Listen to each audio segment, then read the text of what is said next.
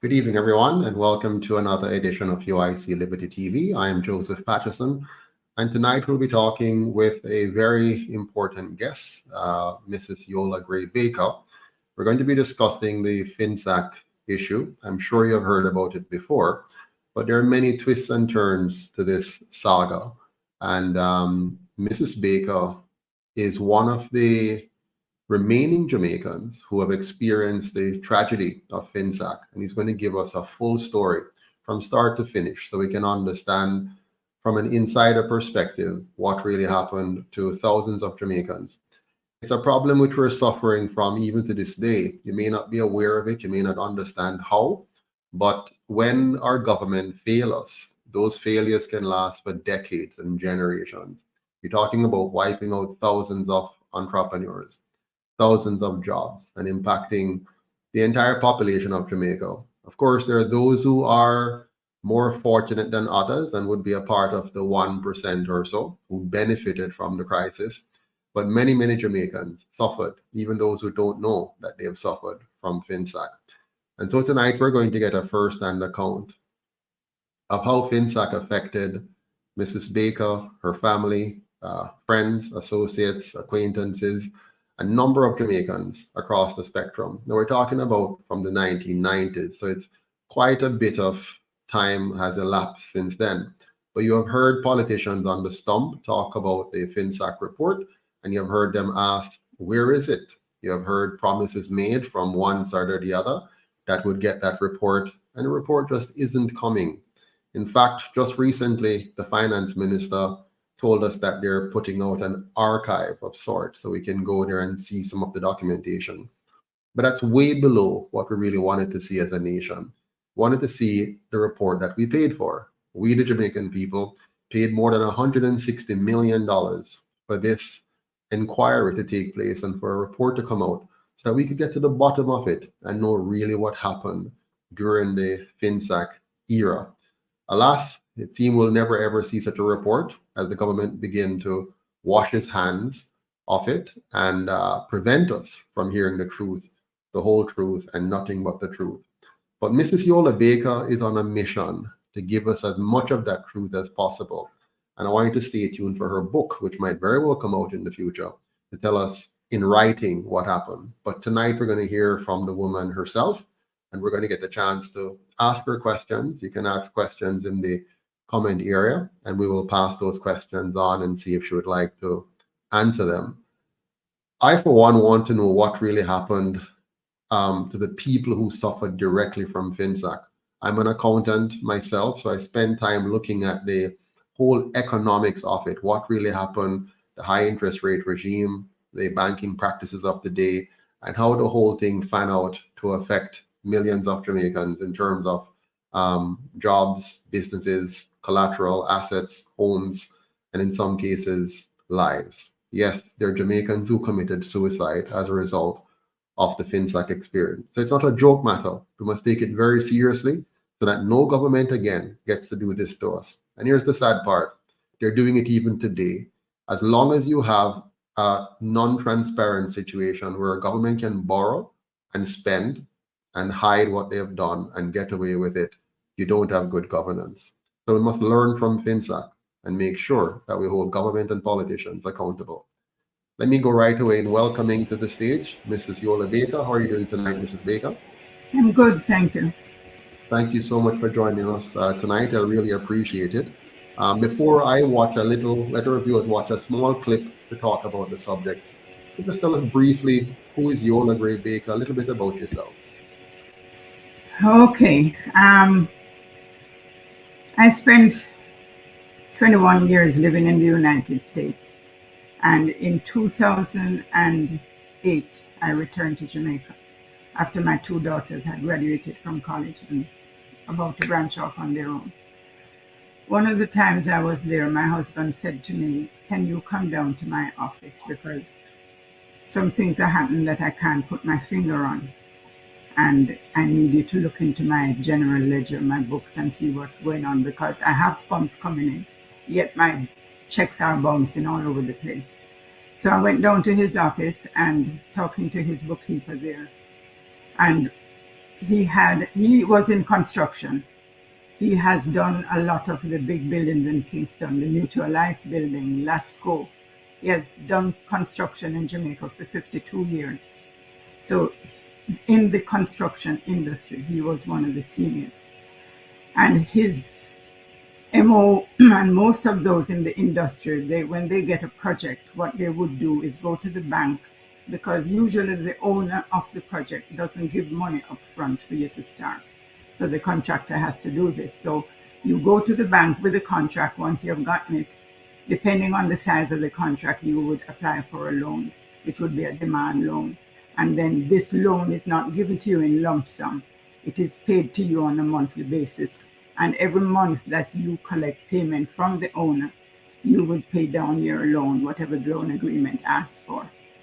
So in looking at his books, I recognized, first of all, that one of the demand loans that he had, the interest that he was being charged was 18%. That's what he signed for, 18% interest on that loan.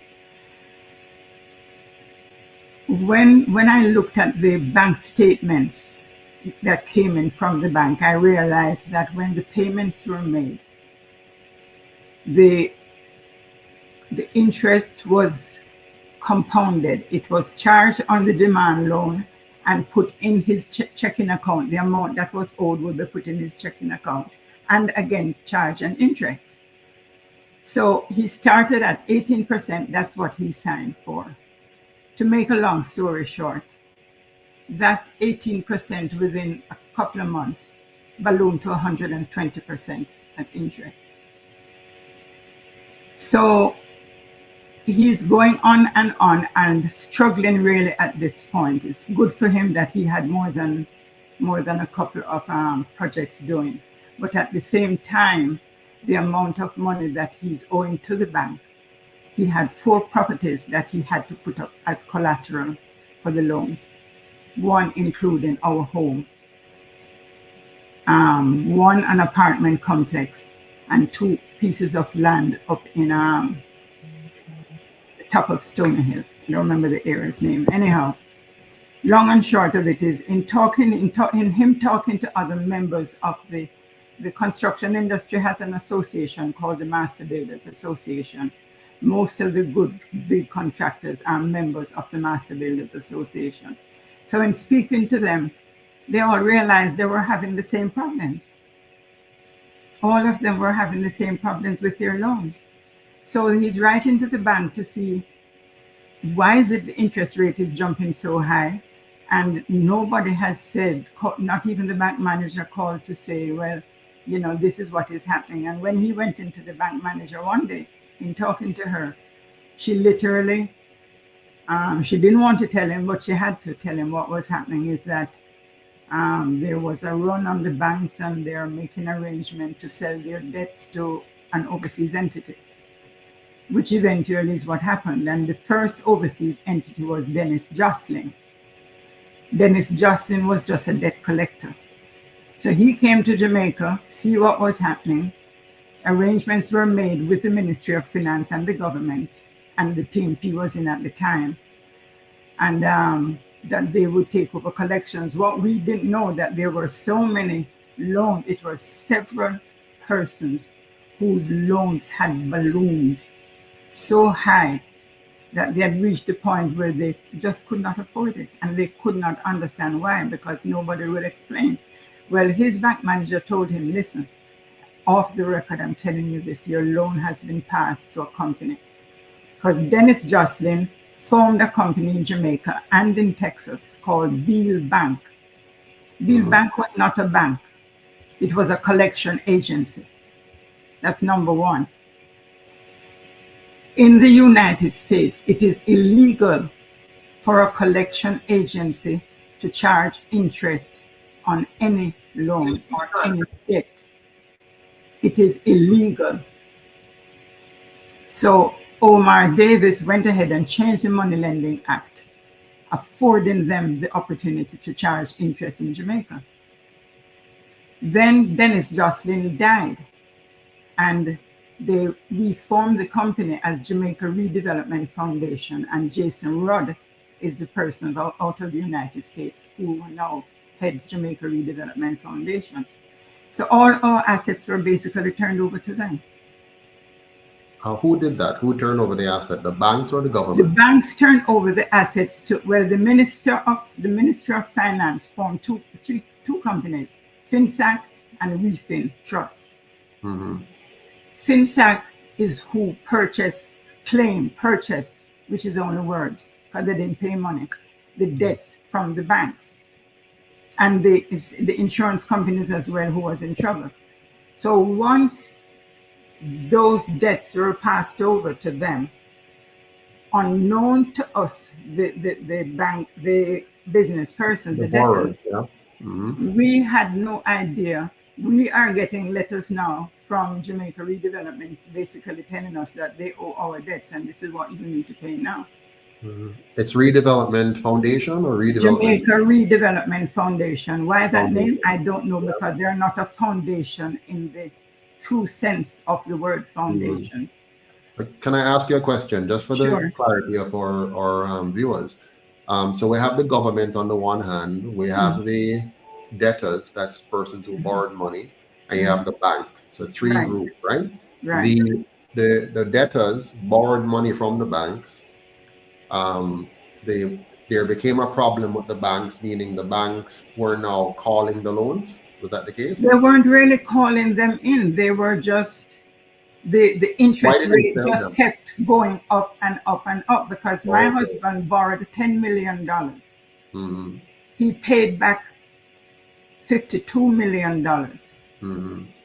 His interest rate when he signed the loan was 18%. Mm-hmm. Within months, his interest rate was 120%. So he borrowed at 10%, and every time he gets a new statement, he's seeing a new rate, a little bit more. Yeah. To the point where, let's say, in about 6 months to 12 months, it's now 120%. Exactly. Okay. And it just came back. Now the banks are not dealing with you now because your debt's gone to Jamaica Redevelopment. So if you go to the bank, they're going to tell you have to go to the Jamaica Redevelopment. But before we go to the redevelopment, so while he was with the bank, what was the name of that bank that he was with at the time? NCB. So he borrowed $10 million from NCB at 18%. Yeah. Within 6 to 12 months, it has gone to 120% incrementally. 120%. He would have paid, you said at that point, $55 million? Yeah, $52 million. $52 million. And then at that point, go ahead. And by the time he's getting a letter from Jamaica Redevelopment now, his interest is 120%. So he now owes $87 million. Okay, so without from $10 million, he paid 52, and he now owes 87. 87. But follow me for a second here. So while he was paying this and watching the interest rate going up and trying to get answers, they were busy selling the debt to the Jamaica Redevelopment Fund without him knowing. Without us knowing anything. So he finds out eventually that now. Eventually, and then that was when we made the decision, and it was him talking to his fellow construction people at the Master Builders. We decided to form the FINSAC Association. Got it. So follow me here. So when he finally realizes now that his debt is now owned by the Jamaica Redevelopment Foundation and no longer by NCB, that's where he realized there's a serious problem. And you guys decide you're going to try to fight this by forming the FINSAC Association. Right. Okay, right. Got it. So we formed the FINSAC Association, and an attorney, David Wong-Ken, who was an attorney in Jamaica then, also was FINSAC, and he got in touch with us and decided to represent, well, not really represent us, but he gave us a room in his office where we could operate as the association. What's his name? He gave us a room at his office. What was his name? David Wong-Ken. David Wong-Ken. Is that a white-looking fellow? He's short, half Chinese, Yeah, okay. I think I see him in one of the videos. Yeah. Very articulate young man, right? Who could clearly, but he did not really, probably you're talking about Kent Gammon, because David Wong Right. Kent, Yes. Yes. yeah, Yes. David Wong Kent didn't really spend much time. What he did was gave us a room in his office and advised us legally what we needed to do or not do. Got So it. Yeah. one of the first things that we did was that he gave us a form letter that we would send to Jamaica Redevelopment asking for statement of accounts. All So right. So let's get personal for a second now. How did this affect your family and your business, just you personally, at the time when you were now moving from a $10 million loan becoming 2 million, becoming 87,000, it's just struggling and now trying as best you can to save your house, to save your because property. your house was a collateral as well. One of the collateral. So you had 4 different collaterals. You have 3 properties. Right. That's a part of the whole project and other things, plus your house that was put up as collateral. And by the way, most small business and startups, because of the nature of financing in Jamaica, uses their home as a collateral. As a collateral, yeah. That's normal. That's very normal. It's a risk that you take, but it's not unusual to do that. No, it's not. What is unusual is for you to get a loan that within months moved from 18% to 120%. That is unusual. But what do you think caused that? What was causing this high interest rate? Well, nobody could explain to us. Nobody could or would explain to us what was happening. I know that David himself, he had a property out at St. Thomas that he was losing, and eventually he made arrangements. And for some reason, shortly after that, he decided to leave Jamaica. He just couldn't operate here anymore. Now, give our listeners and viewers an understanding of the time span in which things went from, because I'm sure there's a point where you're just doing business. You have built developments, you have sold developments, business is going okay, you borrow at 18%, that was okay, you pay back your loans, your revolving loans, you're moving on. So that was happening before. What time period did you suddenly have this shift whereby the lending environment just got suddenly different, where you're now seeing it was less than a year? And actually, how we found out, my husband had gone into the bank to do something, and he knew the bank manager personally, and in talking to her, she told him what was going on. And she wasn't supposed to have, but she did, because it's somebody he knew personally. And she explained to him what was going on, and that she no longer had control over anything that was going on. It was now in the hands of the government. Right. Yeah. So what was going on? What is it that was happening? Why would Jamaica suddenly move from a situation where you, a small business owner, as an 18% loan, and it's now jumping up to 120%? What was going on? What was the reason for this? Well, at that time, we really didn't know, because no explanations were given to us. And although after we formed the association, we started writing letters to the finance minister, who was Omar Davis at the time. As a matter of fact, there is a speech that Bruce Golden gave in, I think it's 2008, his parliamentary speech in Parliament, where he mentioned what was happening to the FINSAC people, and that something had to be done to alleviate the situation, and it had to come from the government. He was the only government minister that has ever spoken words that would have of benefit to us, the business people. And that was in what, 2008, 8? I think it's 2008. Because he was in office between 2007 and 2011, right? Right. Now, prior to that, so FINSAC was happening around 19. What year were you experiencing this? 1990? It's about 98, 99. 98, 99. It could be up to 2000. Could be up to 2000. Okay. So at that point, the PNP was in government now from 1989. Right. All the way through to, I think they lost the 2007 election. Yeah. So all that time they were in power. So government affects interest rates in a country based on Mhm. their monetary policies. Mhm. Um, if government is borrowing in the market, then if their borrowing rate that they're getting is competitive, meaning it's better than what the banks are getting from you, the Right. small Yeah. man, But it's supposed to be. right? So what will happen is if government is giving a higher return, meaning giving higher interest to those who are lending to government, meaning because anybody can buy a bond in government, treasury bonds, and so on. Yeah. Then you're going to have more and more banks now wanting to lend to the government instead of To lend to lending the to exactly. you. And so Exactly. your debt now becomes an unprofitable debt for the bank, and they want to get rid of you to Get move rid of to me. buying that. My goodness. But I'm gonna, at the same time, they want to get rid of us, but they're not getting rid of our property. So they find ways to keep the properties. well, And oh yes, because the property is collateral. So what they yeah, have done by pushing up the interest rates, right? They make the loan unserviceable by that's you. right.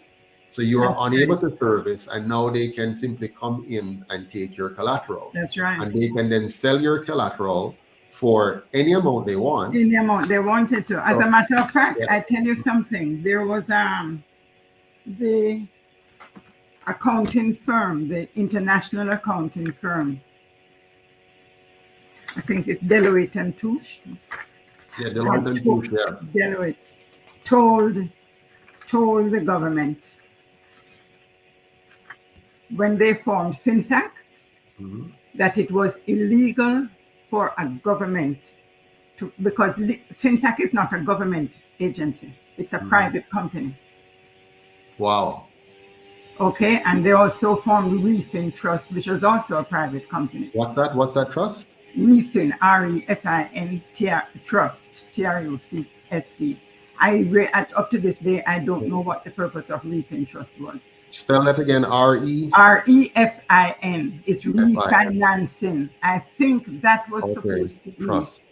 Hmm. that they were supposed to be working with the debtors to Hmm. see how they can repay the loan, to give them a time, to give them an amount that they could afford.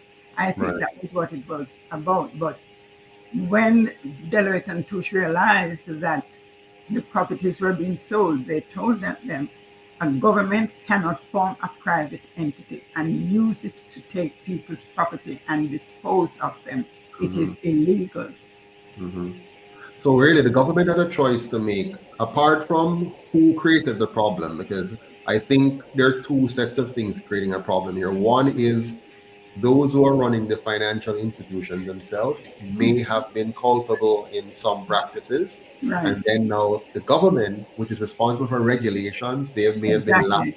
lax in their regulations. And then thirdly, the monetary policy, which created a high interest rate environment that causes the small and medium businesses now to not be able to access credit, that also created a problem. Exactly. And So then the, they compounded this problem now by building a solution that is more geared towards helping people take away your assets rather than exactly. helping you Rather find a than solution. You know, exactly. yeah, Exactly. You okay, hit the nail on the head. yeah. So it went on and still we are hoping to the point where this is where Kent Gammon, the other attorney, who came in and tried to help us representing some of the debtors and trying to make arrangements with them to no avail. But even himself did not realize Hmm. the deep, um, I wouldn't call it any more than criminality that was going on within the institutions. Hmm. He never realized it because when I tried and explained it to him, he said, Yola, that can't happen. I said, well, trust me, it is. He Well, eventually realized. let's hear a little bit from the what the news had to say about this a few years ago. And welcome to the Business Day. I'm Andrea Chisholm. Almost 3 decades after the financial meltdown of the 1990s, Jamaicans still do not have an account of the circumstances surrounding the events. That's because the report from the Commission of Inquiry, which examined the Financial Sector Adjustment Company FINSAC, has not been published. Finance Minister Dr. Nigel Clark says the company is almost dissolved, but still no word on the report. TVJ's Andrew Medley explains. Over the last 10 years, the government spent more than $150 million on the FINSAC Commission of Inquiry. Since 2009, the Commission has promised to release the findings of its report. Those promises have gone unfulfilled, and since then, the Commission has had challenges of its own. For example, in 2010, the court ordered that the chairman of the Commission, Justice Boyd Carey, be removed from the post because of suspected biases. And in 2016, Secretary to the Commission of Inquiry, Fernando de Peralta, passed away. Now, despite failing to deliver year after year, the government continued to pump money into the inquiry. And now this. Over 12 months ago, we had a send off for the board of FINSAC. It was reduced to, I think at that time, it had 2 staff members or 1 staff member. So FINSAC is virtually wound up. But still no report. When quizzed about the long-awaited report, the finance minister had this to say. Jamaica definitely needs an account of that period of time. We've had stops and starts. We had commissioners pass away, and so forth. We have allocated money, and report hasn't come. So the government is considering the best way to ensure Jamaican people at least get the information that was obtained during the course of the commission's hearings. And once we determine what the best way for that to happen is, we'll make that public. So still no idea when the report will be made public, despite Audley Shaw, when he was finance minister on his return to office in 2016, making a promise to do so after none was released during the last PMP administration from 2012 to early 2016. And while the nation is left to wait, members of the private sector believe the lengthy delay may be a result of damning findings which the government is reluctant to release. Are we as a country ready to have a truth and reconciliation moment for what we all collectively did and what we allowed policymakers to get away with? Because they got away with murder. I think maybe it could be fair of what is included in a report like that. I feel as if sometimes as a country, we sometimes need, to hear the truth, but we don't know how to handle the truth. So sometimes things take time and people are afraid to say certain things because of the reaction. The FINSAC Commission of Inquiry was set up in 2008 to consider the cause of the financial meltdown of the 1990s. The commission was tasked with reviewing the operations of FINSAC in relation to delinquent borrowers. This is to determine if the borrowers were treated fairly in the sale and disposal of their assets. Andrew Laidley, TVJ News.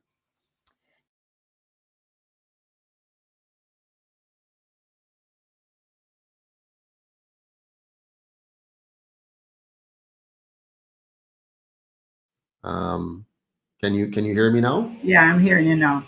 Right. Boyd Carey that they referred to, he was supposed to be the chairman of the inquiry. I was on a flight to Florida one morning, and so was he. I met him on the flight. And during the flight, I went and sat down beside him, and he was explaining to me the issues that he was having. He was I think a constitutional court judge at one time. He had retired and returned to Jamaica.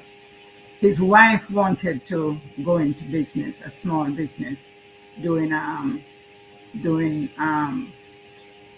same thing I was doing, fashion designing. When he went to the bank to apply for a loan for her, he said the interest rates were ridiculous. And he told her, listen, not at these interest rates. It didn't make any sense. And that was it. He never had any loan. Good for him. I don't see how he could have compromised anything. Well, maybe he was too unbiased. Because if you're unbiased, you're going to compromise the corruption. But Mr. Patterson, I tell you something. When I listened to that and what Dr. Clark had to say, somewhere along the line and early in the story, is the fact that all those government ministers, PNP, JLP, had no intention of that report coming out. Mhm. The last term of Aldershaw's ministry at Ministry of Finance, I used to visit with him occasionally down there to see how things are going, and he said things were going on well. There was a lady that he had hired to deal only with the FINSAC, with the commissioners, anything they needed. It was her responsibility. And this September, the October, the November, the December, I visited Aldershaw's office, and the last thing he told me was that the report was almost on the way to the Governor General for him to take it to Parliament. By January, I hear Aldershaw left that post. So where is the report? How can you spend? This is so typical of government. How can you spend over $150 million over 2 administrations and tell the Jamaican people you don't have a report for them? Let me tell you why, Mr. Patterson. I'm going to read a letter, the same letter on my Fletcher Garden letterhead. There is a letterhead. Yes. So I'm not making up anything. Hold it up again so we can see it. Hold it fully in the screen. Hold it there. Up a little bit more. Up some more. There we go. Myers, Fletcher, and Gordon. Go ahead now. Read it. It is a letter written to Errol Campbell, who was manager at FINSAC, and signed by no less than Mrs. Sandra Minot Phillips, who was wife of Dr. Peter Phillips, who was the Minister of Finance. Sorry, so Mrs. Phillips, what's her role in this? She is the Myers Fletcher Gordon is the firm that they represent Jamaica Redevelopment Foundation. Got it. So watch me carefully. FINSAC is a PNP creation. The law firm representing them is the representative from that law firm is the wife of the finance minister. Yes. of Jamaica. Yes. And the manager of FINSAC, who was the manager of FINSAC? Errol Campbell. Errol Campbell. Okay. Yeah. Do you know his affiliation? Do you know what else was no, he was put in charge of managing the whole FINSAC. He was managing FINSAC to see that the loans, whatever needed to be done. Where is he from? Was he a part of any other previous organizations before? Not that I know. Not that I'm aware of. And he's Jamaican? He's Jamaican? Jamaican, yes. Okay, yes. All right. Now, this letter refers to one of the debtors. I'm not going to call the name. I'm going to put my name instead. Yes. It says, attention, Mr. Errol Campbell.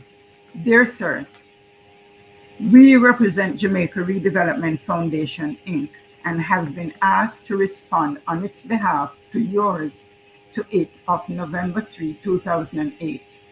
As our client is the entity that stepped into your shoes as creditor of the Bakers, we are astounded that you feel free to copy them, and should put in parentheses, an adverse party in the litigation at caption, with your correspondence to our client, or to even contemplate divulging information to them at all, as any such communication would seem to constitute a breach of your contract with our client. We remind you that under your contract with our client, you have transferred to our client, and she underlined and put in bold, all of your rights to give and receive reports in relation to all loan agreements and credit and security reports. Furthermore, as of the closing date of your agreement with our client, all rights and responsibilities with respect to the servicing and administration of the assets passed to our client. Given the terms of our agreement, including those referred to above, it is inconceivable that you could be, 1, contemplating giving any information of any kind to the debtors after the transfer of your interest in the receivable to our client, and 2, asking our client to delay the exercise of its rights following the court's order that it is entitled to exercise. Please ensure that you do not give any report of any kind to any debtor.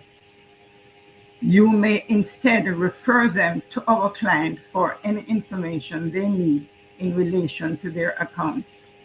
We would also be obliged if you will tell us to whom the attorney that represented the client is, as we note that you have also copied him with your letter. And it's signed by Sandra Minot Phillips. Yes. So just to be clear, Ms. Phillips was representing Jamaica Redevelopment Foundation. right. And who is the client she's speaking about? So Well, her it's client, one of the debtors. No, the client that she's speaking is Jamaica Redevelopment right. Foundation. And she's writing to a debtor, to one of the debtors. Yeah, apparently one of the debtors must have been Errol Campbell is the manager at FINSAC. The person must have gone into him to discuss making arrangements for her loan. Right. So And the manager of FINSAC, she's saying, Right. does not have the right to communicate anything to Exactly. debtor That's right. because Jamaica Redevelopment Foundation, which is not Jamaican, by the way, is now the owner of the Right. assets in Of question, the assets. and have Exactly. taken over the file in question, the debt in question. So they're saying there should be no consultation between Exactly. the debtor and FINSAC's management. That's right. The debtor must come directly to Jamaica Redevelopment Foundation. And Jamaica Redevelopment will make whatever arrangements. Well, Right. the thing about it is that how would the debtor even know that they need to go to the Jamaica Redevelopment Foundation? Right. Because the debtor was not formally informed that No. their debts had been taken No, over. exactly. They just find out along the way. Along the way, yeah. So this is the So- way. And So the then government really doesn't have no respect at all for the citizens of the Jamaica. no, So they don't. they've sold your assets, and not even a courtesy of letting you know that Mr. Patterson. they're about to sell the assets, or B, that they have sold the assets. So just sell it and it's done. Wow. In the agreement Mhm. that the Jamaica government made with Jamaica Redevelopment Foundation, in this agreement, there's a clause that stipulates that any debtor who files suit against Jamaica Redevelopment, the Jamaican taxpayers would pay the legal cost of Jamaica Redevelopment Foundation. Mhm. I wonder if people understand this. So what they've done, the agreement between the government, and they always do this, the agreement between the government and this so-called Jamaica Debt collector. Redevelopment Foundation, Debt collector. foreign debt collector, right? Foreign debt collector. Is that the Jamaican people will not have any legal recourse against Exactly. Jamaica Redevelopment Foundation. And if there's any kind of legal action, the taxpayers of Jamaica will Jamaica pay is going to pay for it. So That's we are right. going to pay on both ends. We're going to pay lawyers to go after you, and we're going to pay by our tax dollars to fund you. Jamaica, Jamaican, So and they are collecting. Remember how much they bought out the debt for? 5 cents in the dollar. Yes. In fact, in one case, I was looking at a story recently where they said in one of the situations, they bought the asset for about $30 million or $29 million, and they resold that asset for over $90 million. That's right, and that happened in probably most of the cases. Which means there was really no loss at all on the debt, So they stole your asset because they took it away from you. Yeah. If, for example, if and correct me if I'm wrong, if they had come back to the various debtors and said, listen, your loan is underwater because of the high interest rate policies of the government, so we're going to have to settle debt. So we're now going to have to sell your assets and whatever, if you can't find a way to service it. And now they pursue to sell your assets. Let's say you had a debt of, your husband had a debt of $87 million, according to them. Supposing your assets could have been sold for $150 million. They have nothing to lose, so. Right. So they'll get back their $87 million, and then you get the difference. And then some. But what I'm saying is, if they had done it the proper way, let's say they did it, they had to sell it because you can't service the debt. And not with Jamaica Redevelopment, and I'm meaning our government Our using government. a proper facility, not a fake, not getting an outsider to do this, and sell your assets properly on the open market for, let's say, an $87 million property, it's sold for $120 million, for argument's sake. Pay off the debt of 87 million, and you don't get the difference. But Right? let me tell you something. Let me address that. There Yeah. were several debtors. My husband was one of them who could have sold his property for more, and they Exactly. refused it. Exactly. I heard that. There are many persons They who could have, refused it. you could have settled your debt properly. As a matter More. of fact, given the level of the collateral, all they have to do is to restructure the debt, not even to sell it. Exactly. Just Exactly. simply say, listen, we can restructure it. So we're going to increase the length of the loan period Mhm. and cut the interest accordingly, so that nobody loses. The bank doesn't lose, Exactly. and you come out, over time, right? So, but they wouldn't do that because they had a plan. The plan was to steal the Jamaicans. And you tell me, and people who do that belong in jail, and on top of it, Dr. Clark turn around and don't even address the debtors, the common decency. I'm going to read you some of the events that took place with debtors, what they went through. There was a gentleman in Mandeville. He had his loan with Workers Bank. Mm-hmm. When FINSAC hit him, his doctor told him he should not go to the inquiry because his heart can't deal with it. He came one day. His name was Harold Ramsey. Mr. Ramsey was customer of the year for 2 years straight in his bank. Mm-hmm. The bank manager told him if it wasn't for his account, the bank would have gone under long ago. Mr. Harold Ramsey, he lost 17 properties. Wow. 17 properties.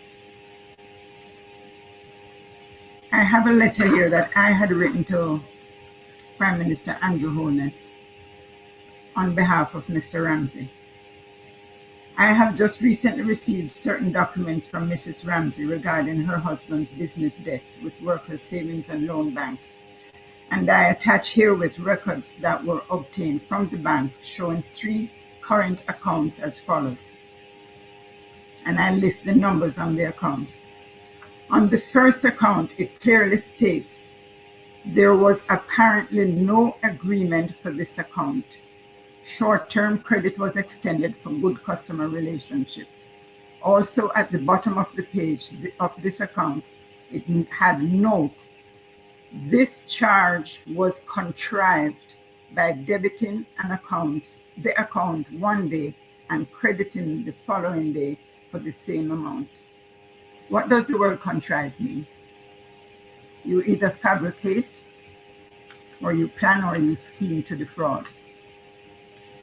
Note also, computed rates per annum for interest charge was 176.83%. Wow.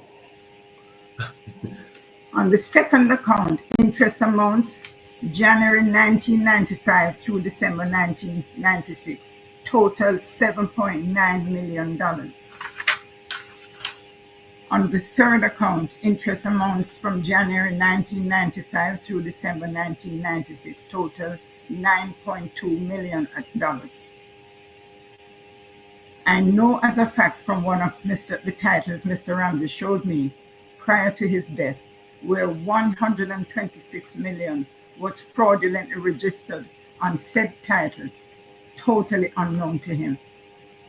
Hold on, you said fraudulently, which meant somebody went Somebody in else. and borrowed money. Somebody within the bank went in and borrowed money against $126 million on his title. Against his property without him knowing. Hold on, that is fraud. That is fraud. Now, so the government of Jamaica did not pursue that They didn't even respond. They did not even respond. Mr. Ramsey literally lost the will to live and refused to be hospitalized or to eat until he succumbed to his brokenheartedness. and he died shortly thereafter. His wife called me a few weeks ago. She got an invoice from Jamaica Redevelopment Foundation for her husband for over $700 million for interest charges. But here's the key thing. I mean, the interest charges, that alone, by the way, Jamaica has laws about how much interest we can charge, right? And the interest rate is a maximum of 20%. But did you know that they exempt the big banks from that? Only if me and you are lending each other money, they are so ridiculous. But if they're even going to exempt the bill banks, they don't exempt Jamaica Redevelopment Foundation. No. Jamaica Redevelopment Foundation is writing her this letter. Oh, yes. How much you owe. So our government doesn't work for us. And I keep saying that over and over. So here, what they should have done, what you're telling me, there were fraud involved, meaning within the bank itself, there was fraud involved. And none of those people have gone to jail. And when you aid and abet fraud, exactly, you're just as guilty. Exactly. So every one of those people in the House of Parliament, as far as I'm guilty. concerned, they're criminals. Yes. And they have sat on this for years. And the reason why we don't get a report is because they don't want all of it to come out in a contextualized way. They want it to be shadowy, shady, unclear. Just like the Integrity Commission's report right now on the Prime Minister. They keep all of these things muddled so that we can cuss in public. Yeah. We can cuss in public and have innuendos, and the Prime Minister of today can get up and say all kinds of things as if he has righteous indignation against all of this when he is culpable. He's a part of it. And then they benefited too, because absolutely. I remember one Sunday afternoon, before they threw us out of our house, a friend of my husband called him and asked him if he was FINSAC, and he said yes. But why you ask? Because this young man was at a house that very Sunday evening where there were government ministers with the properties. They're selecting which properties they want.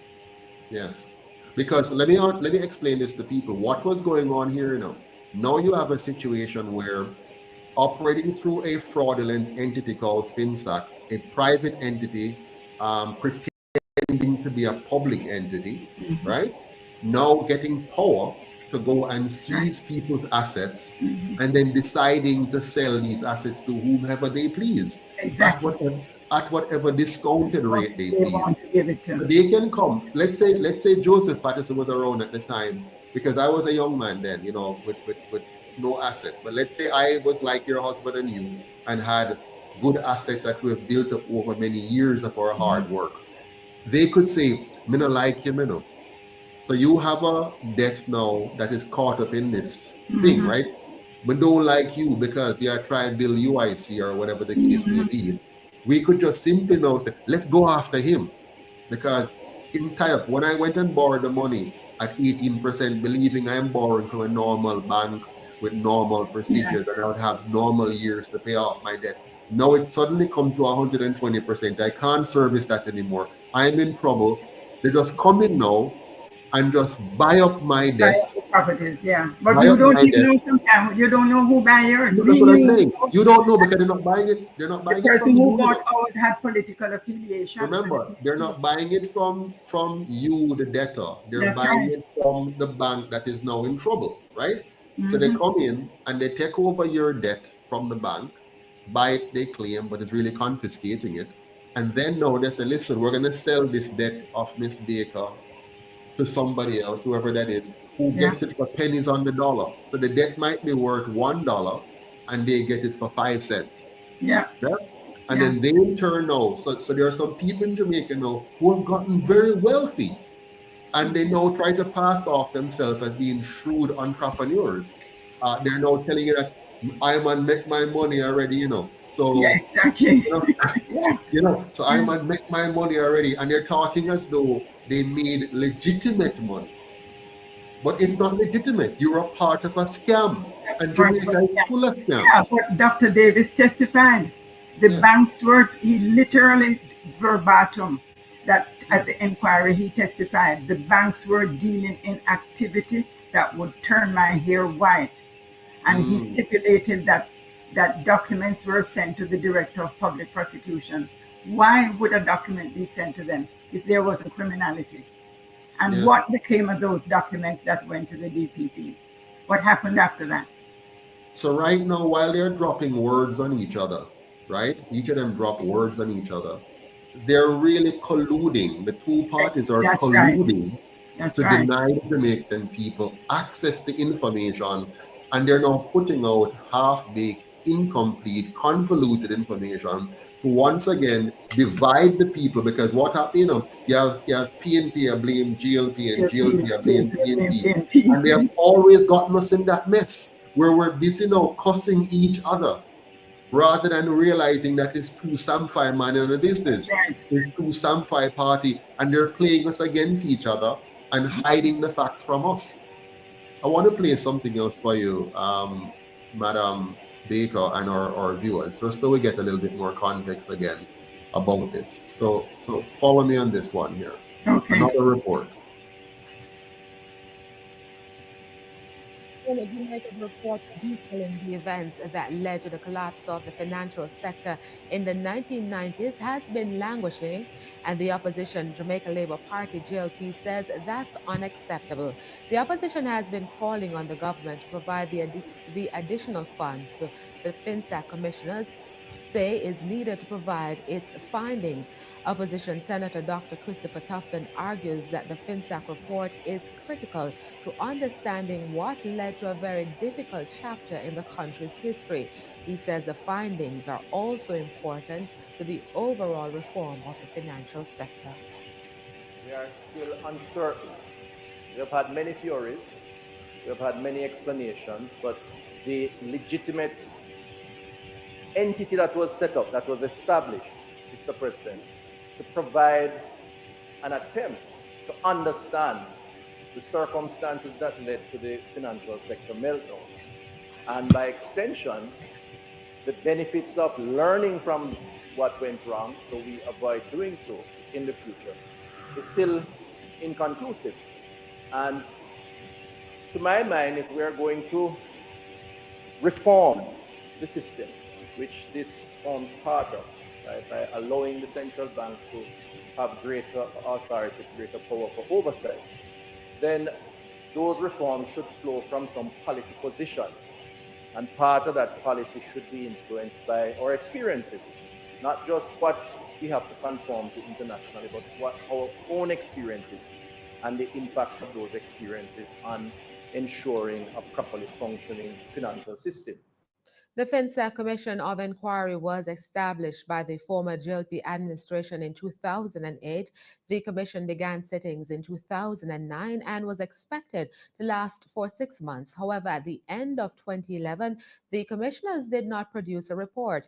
The commissioners have been demanding an additional $10 to $20 million to publish its findings. However, the government insists sufficient funds were already presented to the commission. Speaking recently in the Upper House, Dr. Tufton called on Justice Minister Senator Mark Golding to advise the government to provide the funds needed to release the report.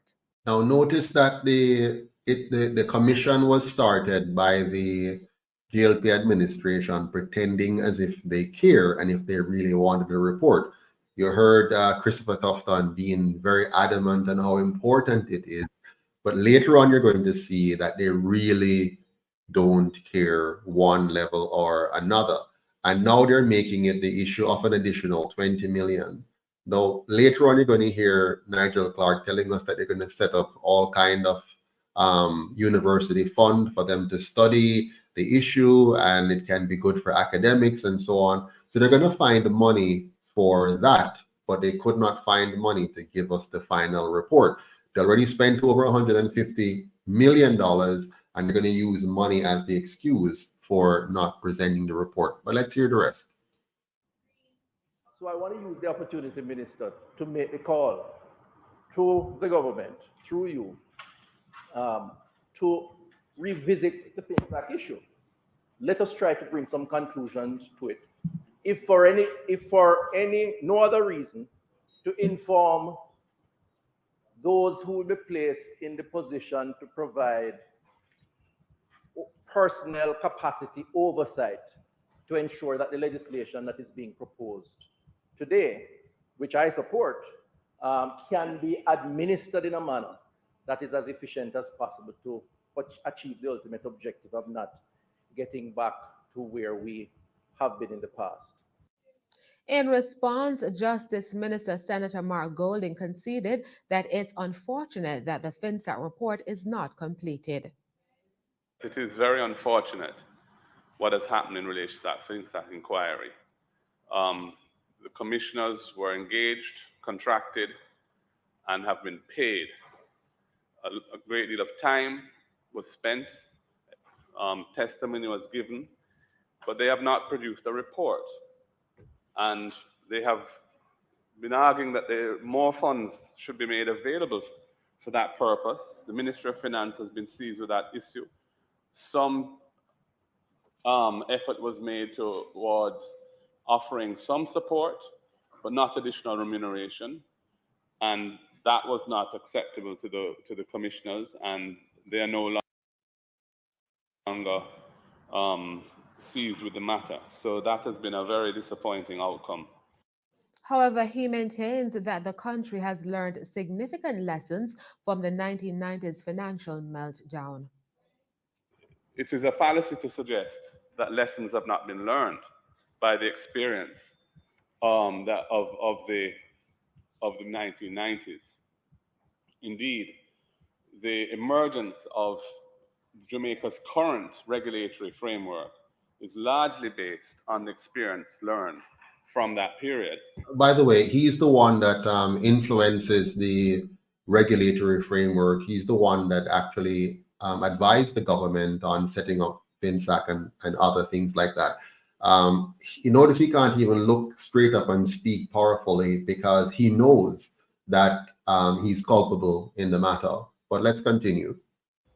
That period has been extensively studied by the persons who are involved in it from a regulatory point of view and academia. A lot has been written on it. Yeah, so that's pretty much, that's more than enough to hear. Whoops. Sorry, one second. Your voice was gone. Go ahead. Okay. The only politician when Bruce Golding was in, because we had meetings with when David Wonken was assisting us with Daryl Vaz, different people in the different parties who promised that they would help. And there was a particular JLP minister that was about to buy one of the homes. And my understanding is that Bruce Golding called him and said, listen, you can't do that. Do not do it. It doesn't look good. Mm-hmm. And the person who was building the home, his mother was living in Trenchtown, and he bought the property up in Cherry Gardens to bring his mother out of Trenchtown. Mm-hmm. And from what I understand, the politicians got helicopter driving over because they wouldn't let him in to look at the house. And wow. It came out in the Sunday Gleaner one Sunday morning, and the writer of the article, I think, went to the gentleman, and he said he was not the one buying the house, his wife was. I mean, it's unbelievable. You know, I tell you, one of the bad thing about this, one of the women who was literally thrown out of her house. Mm-hmm. Actually, she was a head of the JTA in Jamaica for years and taught at different high schools. The woman, 81 years old, she taught Dr. Peter Phillips, and they threw her out of her house. A teacher, 81 years old. 81 years old. Yeah. And by the way, I mean, I heard Omar Davis make statements that that persons from the JLP side had come to him while the whole thing was going on and beg for special treatment, beg for special arrangements for their loans and for their properties and for their assets. So the connected few were bailed out from either side. And I remember Ronnie Thwaites, correct me if I'm wrong, I think it's Ronnie Thwaites who said that this whole FINSAC, yes, he did. Bailouts. This whole FINSAC thing, said Ronnie Thwaites, was the Greatest transfer of greatest wealth transfer of wealth from from the the poor poor to the to the rich rich. in Jamaica. No, and he's a member of the administration. He's a member of Yeah. the PNP government, and he was moved to say that. Now, I hear Mr. Holness quoting that with much vigor, when we all know that Mr. Holness, for example, he has been a career politician, so he has been in this thing from the 90s, and he has now been prime minister for 8 years. And in his entire 8 years, his righteous indignation did not result in a report. Exactly. His Exactly. righteous indignation did not result. He has found money for anything he wants And to it's find money everything, for. everything else, yeah, Yes. but not the report. So if you believe so strongly,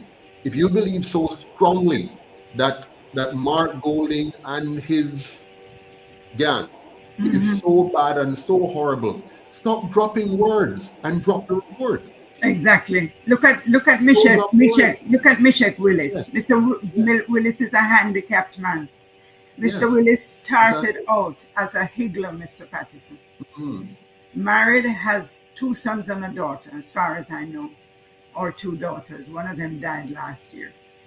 And Mr. Willis, get his little money, buy, sell. He started traveling to the country, he and his wife, till he got an order from one of the hotels. He used to make pillows and sell on the street. He made curtains and stuff like that. And one of the smaller hotels asked him if he could make some curtains for them, which he agreed he would. Mr. Willis had just bought a house, nice 3-bedroom house in Patrick City. And he went to the bank to borrow. I think he said it was $140,000. He didn't need all of it, and he did not pull down on all of it. But the bank manager that he was dealing with tell him, okay, let us put it at that. If you need more, you just come and get it. He said, okay, and he left. Started making his stuff, selling them. And it's one morning, Mr. Willis got word or something from the bank to tell him, the bank manager that he was dealing with called him one day and said to him, I'm leaving this bank, I'm going to another bank as manager, and I want to take your account with me. And Mr. Willis agreed. Next thing he knows, he get a letter from Jamaica Redevelopment that him owe $11 million. Wow. Now, on that, his wife passed within 6 months. And his daughter was so traumatized, she would not come out of the house until they came and threw them out. She wouldn't even go to the door to look out. She just locked up in her room. He had 2 sons. I think one of them was going to UTEC. He had to stop him because he did not have the money to pay. And the son said to him one day, then Daddy, if me go out the street and me get a gun and hold up somebody to get money so we can eat, what wrong with that? And Mr. Willis said, no, you can't do that. That 2 wrongs don't make a right. And he said, but you say you do it the right way, and look at where we are.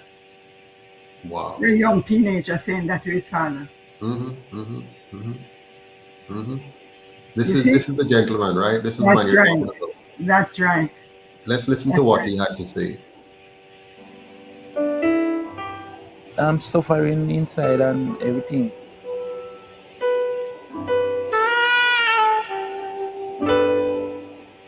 I'm very frustrated. Even right now, as I hear now, we don't have any water and this yard here. And as a weir on the background here is a very, very bad condition. I have to go and bathe. Understand? And I have to lift water from here, go around there, go bathe. No water, no facility. If you notice here, a whole heap of people living in the yard here. And it's poverty. Adjusting to his new life has been difficult for Meshach Willis. The entrepreneur has fallen on hard times since losing his house as a result of the financial sector collapse of the 1990s. You use a certain type of life. And to move down to this level, It's not easy to cope with it. Many of my friends, them and other people who know me and know where I am now and know where I used to be, said to me that they don't know how I manage it. They don't know how I manage it. Because some people say they couldn't live it out. Even my children, them sometimes them confused because they've never used to this kind of life. And they don't know how to cope with it. It is so hard. It's very, very hard to cope with life like this. After working hard for several years to build his dream house, he was thrown out in an instant, losing belongings he and his family had spent years accumulating. The FINSAC entrepreneur claims his house, which was valued at between $9 and $11 million, was offloaded by FINSAC for just $3.5 million. At the time when the house sold, they said that whole 11 odd million. And they said they sold it for 3.5, and I still have a balance of 7 point something. Up to now, I don't know if I still owe that money or what happened. I don't know if I have a money in my hand now, if they will come to me for that money, because they say I owe it, and I don't know if it's still growing interest. Because every time we ask for an account, nobody won't give it to us. Mr. Willis says he ended up being FINSAC'd because he took a revolving loan from the now defunct Eagle Commercial Bank. However, with the interest rates skyrocketing, he, like many others, found it difficult to keep a pace with the financial demands. Dealing with the emotional toll of FINSAC hasn't been easy for many who were forced to start life all over again. The news of a Manchester couple's suicide late last year, which was linked to FINSAC, hasn't surprised Mishik Lewis. Many other people just dead. They take it to heart and dead. My wife, I know that. She couldn't take the pressure. That's why she died. You understand? And if I continue like this, I go dead too. And leave my children them, nothing. Nobody's life shouldn't go like that. Lascelles Poyser is another FINSAC entrepreneur who believes there are many untold stories about the emotional fallout from FINSAC. I know some of these people personally, and I grieve for them, Some are sick, some can't take it. There's one gentleman, when he told me of his wife killed herself. I'm not going to name because he's still around. And when he sold his house, he was living in Stone Hill. Very, very nice house. He almost gave it away. Beautiful home. The wife couldn't take it. She suffered more than him, Ended up shooting herself. Mr. Poyser is a real estate developer who says he borrowed $9 million to help fund the housing development. But like other entrepreneurs bitten by the FINSAC bug, he saw his debt ballooning out of control. The interest rate went from 14, maybe 18% to 100% with penalty and interest 150%. It was totally impossible. So the more we pay is the more interest gone on. We're talking about hundreds of millions of dollars, And one debt, it was $909 million. And that one I think I've actually paid over $100 million. Like many FINSAC entrepreneurs, Lascelles Poyser says the initial stages were difficult.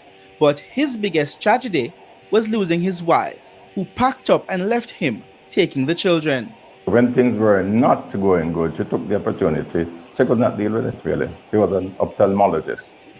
As a doctor, she could not deal with my falling from grace, if you like. So she went back home.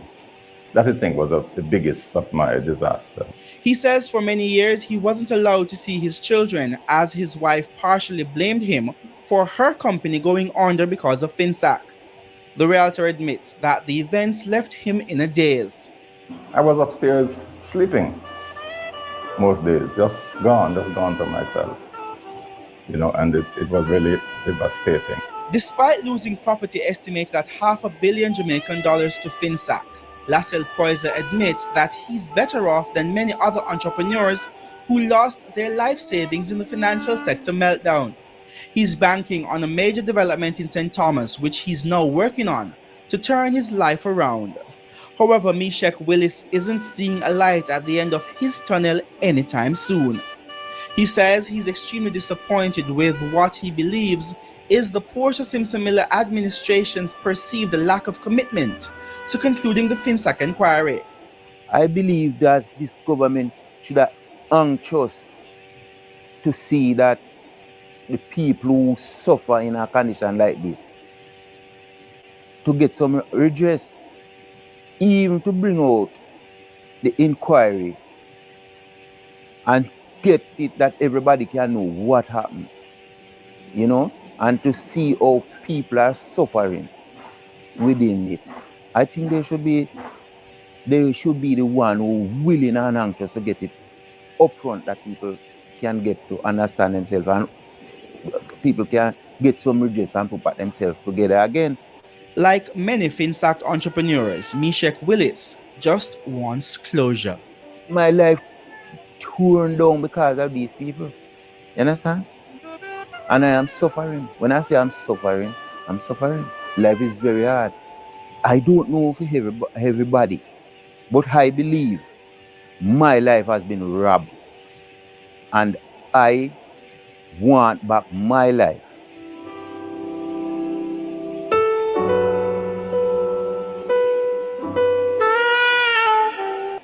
Yeah, Mr. Willis really suffered. His wife couldn't take the stress, and he's 81 years, going to 82 years old, and he lives alone. He can't even find a place for one of his kids to live with him. Just a one-room place he had a nice 3-bedroom house in Patrick City. Wow. Just threw him out, and when they threw him out, it's of dirt, not even wood on his floor, dirt. And his sheet he hung up around his house like doors. And this is how, and I've written to Andrew Holness, I've written to the Governor General about the Governor General's response was, they don't want to deal with me because I seem to take everything to the media. Huh. So what? So what's the purpose of the media? That's why, yeah. Exactly. I guess they don't believe in a free press, do they? They don't believe that they're covering up and hiding because they have too much to cover up and hide. Yeah. All of them, PNP, JLP, none better than the other. Yeah. They're just pretending. They're just playing us against each other. They're fooling us. Them fool way up. Yeah. Fool way up so that we're focused on fighting each other and tearing each other down instead of them. They're the problem. And they have all benefited. They have all benefited. So the JLP now, for example, they have been in office since 2007 to 2011. And then they return again in 2016, and now it's 2024. Of course, we know the PNP, this came up under them, so we know that they would definitely want to hide it, right? Mm-hmm. So what excuse does the JLP have except that they realize that by they're benefiting too much. They're getting too much benefit. It's like milk out of the cow's breast for them. So they are culpable. So they can't now fool us again by telling us that, oh, look at the PNP. Yeah, exactly. But here's the problem with Yola.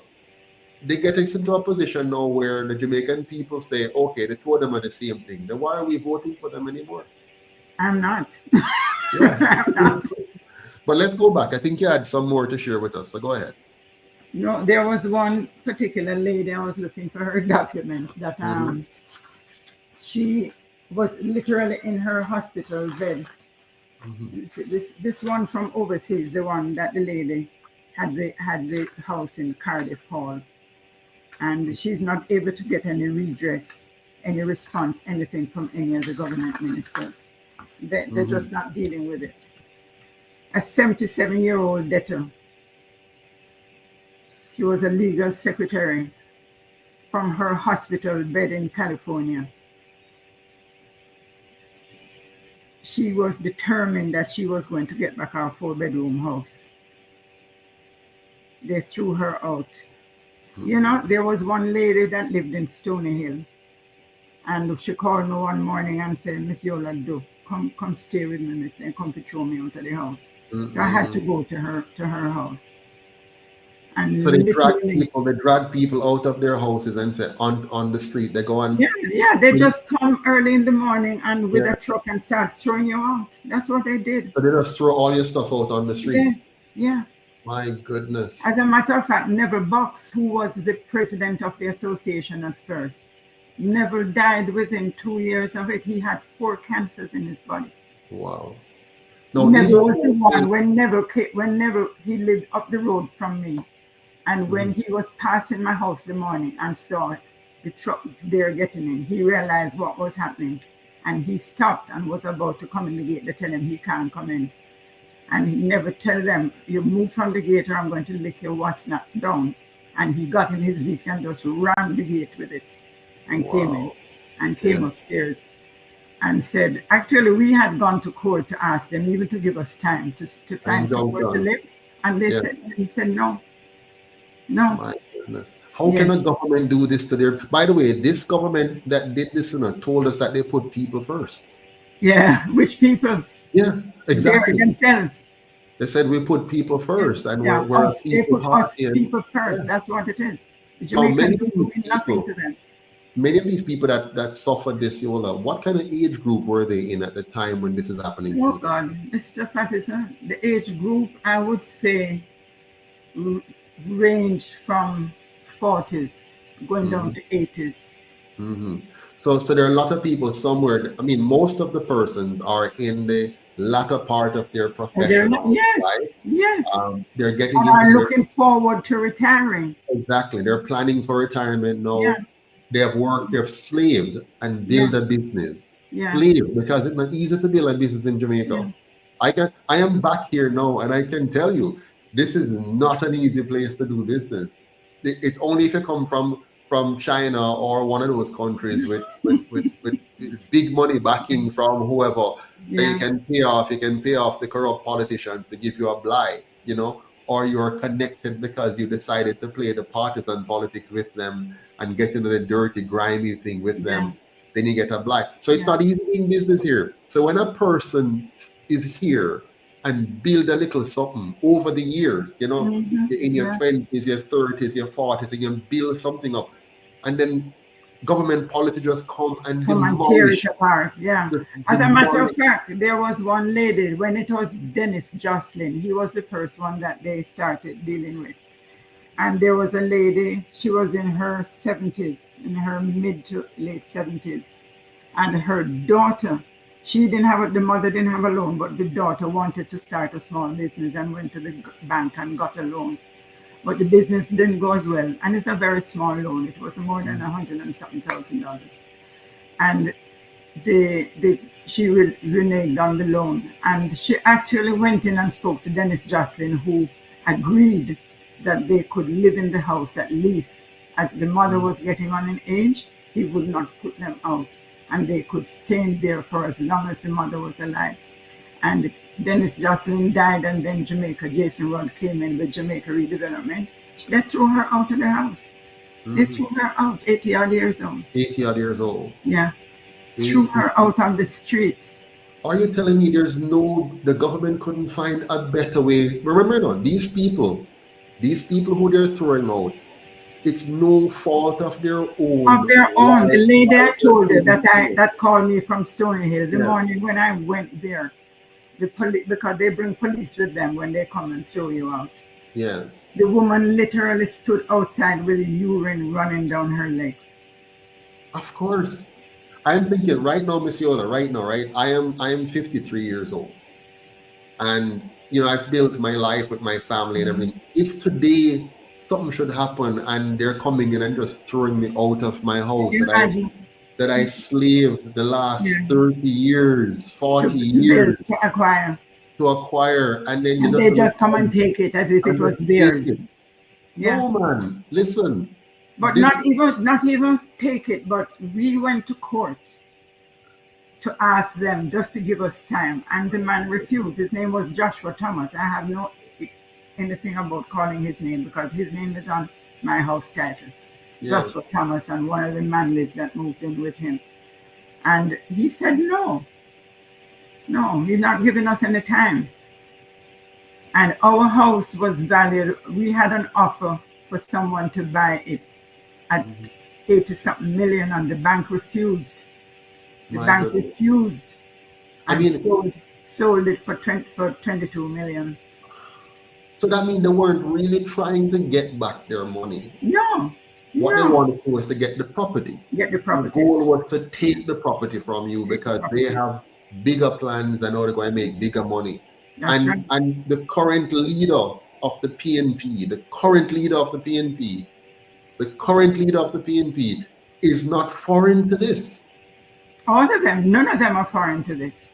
This is so. I so hear there's one JLP minister I hear that has 14 properties. exactly. One of them locked up just to have parties. He has a security guard and a housekeeper there when nothing is happening. And when they're ready to have a big party, that's what the house was open for. Do you notice that these guys go, you people like you and your husband, right? You get up and you build yourself up and you build a business and you have to pay employees and you have to pay taxes and you have to manage. And these people just go into politics and find ways to just get value without earning it. Yeah. Because I noticed, I've noticed as a boy, all of these politicians just get rich out of politics. Even if they do business, it's the politics who's allowing them to do the business. Exactly. You Exactly. understand? So, for example, you have a politician comes in. If he were to go try and buy a piece of land normally as a normal citizen, he would have had all kinds of headache and challenges. But he gets into politics and he gets to get hundreds of acres of lands, which he then gets to sell to developers and make a lot of money. Another person comes in, he gets approval for things that others may not have gotten approval for. Others come in and get concessions to import stuff that others wouldn't That's get right. concessions for. Exactly. So they're using politics. The Prime Minister talk about he calls himself, pretending to be talking about others, he calls himself a political entrepreneur. Yes. Yeah. And that's what they are. Yeah. But Because they guess come- what? Yeah. The only reason all of them are in parliament is for retirement benefits. Exactly. That's it. Exactly. Just retirement because Just the roads like are how not being PJ fixed. I Just saw like how PJ Patterson made sure before he left office that he put laws in place that Yeah, says a true. former prime That's minister right. must get the same Same increase income at for the his same- pension That's right. as Yeah. a sitting prime minister. Yeah. That Yeah. tells you a lot about their thinking, because nobody gets the same salary when they're a pensioner. But normally when you go to pension age, because you're no longer doing the hard work, you get, let's say, 66% of your previous salary, right? And it's based on an average. But we, the hard-working people, you don't have no fixed pension like that. No, sir. When they mash up your business, that is it.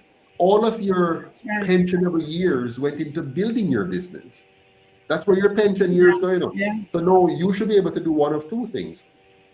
Either sell your business and then get that reward to now live on as your pension income, or you leave the business, but it's in a condition where it can continue to give you a payment over a series of years. When they do this to entrepreneurs, they're wiping out people. Wiping out completely. Exactly. But you see, they're safe because they're getting retirement benefits right there in Exactly. Parliament for doing nothing. For mashing up the country, for thieving For from mashing us. up the pension. They're going to get a pension benefit for That's having right. stolen from us, made our lives harder, made our lives miserable, made us poor. They have taken hard work to save up money. You build up an asset, and then they wipe out your asset. That's They right. made you poor.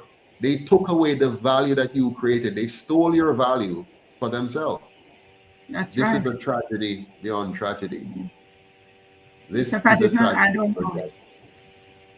They What put over else do you want Davis. to share with us? Do you have anything else you want to share with us from your mind? As I say, Um, I'm writing a book and I'm putting the documents as they are in it. So you're gonna Yeah. put all of the documents. You have to documents. have names and Everything. places and persons. Everything. All kind of stuff. I have nothing to hide. So Yeah. it's Yes. No, we going will to- appreciate that because that is going to be a legacy that you Yeah. leave behind for us to all, Yeah. learn from and share with our children and grandchildren. And I really do hope the Jamaican people choose to learn from this because if we don't learn from this, my goodness, I tell you, I want to share one more thing with us. This is now current. All the videos I showed before are old videos. Yeah. This now is the most current one I'm going to show, and this is very important. Listen to this. And welcome to the Business Day. I'm Anthony Loeb. The public can now access FINSAC commission documents after an archive system was launched Thursday. As you'll hear in this report from Kirk Wright, the financial meltdown of the 1990s will also provide a research opportunity for tertiary level scholars. Over $160 million spent and hundreds of submissions made, but in the end, the commissioners who presided over the FINSAC Commission of Inquiry failed to provide the government with a final report on its findings. Instead, the information gathered during the hearings is now available to the public. Speaking at the launch of the FINSAC Commission archives, Finance Minister Dr. Nigel Clark admitted there were some omissions. One or two. So what they want to do now, they hear the UIC and others building up steam on this subject. They want to put it to rest that they have presented something that should quiet us down and lull us now into silence and submission. Now that they want to do. They ain't gonna silence me. But this is not the FINSAC report. This is simply, it's like a garbage can. You open a garbage can and just throw all kind of information in it. And now we, the people, must go and sift through it and figure out. And you have also redacted some information. You have left out some information. And you're going to leave it now for us to continue to cuss in the political market space. PNP cussing GLP cussing PNP. To make it appear as if they're against each other. They are one and the same.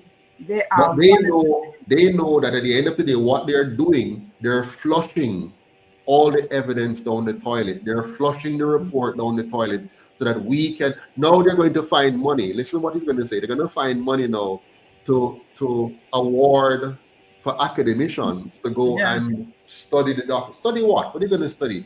Piece of information, no conclusive information, but we have spent over $160 million already. And 2.5 years, and they didn't learn anything? Yes. Well, they said they learned something. I tell you what they have learned. They have learned what they can get away with the Jamaican people. That's what they've learned. They have learned how to scam the Jamaican people. And it's not nobody doing this. They did this in the 1960s when they borrowed all that money to build schools and build half the number of schools at twice the price. How many schools? How many schools were built? And they pack us up into shift system. That's what dumbs down the nation, because many of us had to go to shift school. Right? You know, was it on your thing on Facebook? Did I see them have a toilet paper in a grilled up? I said, imagine Jamaica has come to the point where people stealing toilet paper. Exactly. You have to grill up your toilet paper in your fast food washroom. So these guys are really, really criminals, you know. But let's listen to them. 2 out of thousands of documents would not be fit for disclosure, not for reasons that they contain. And look at the lie. Here's the lie. Fit for disclosure. It's not fit for disclosure for them because of what is going to come out. Exactly. That is what it is. And here is explanation. Here is explanation here that it's not fit for disclosure, but it's not because of what you may think. But I won't tell you what you may think. Listen carefully to it. Listen, I'm gonna watch smoking gun reasons that they contain. And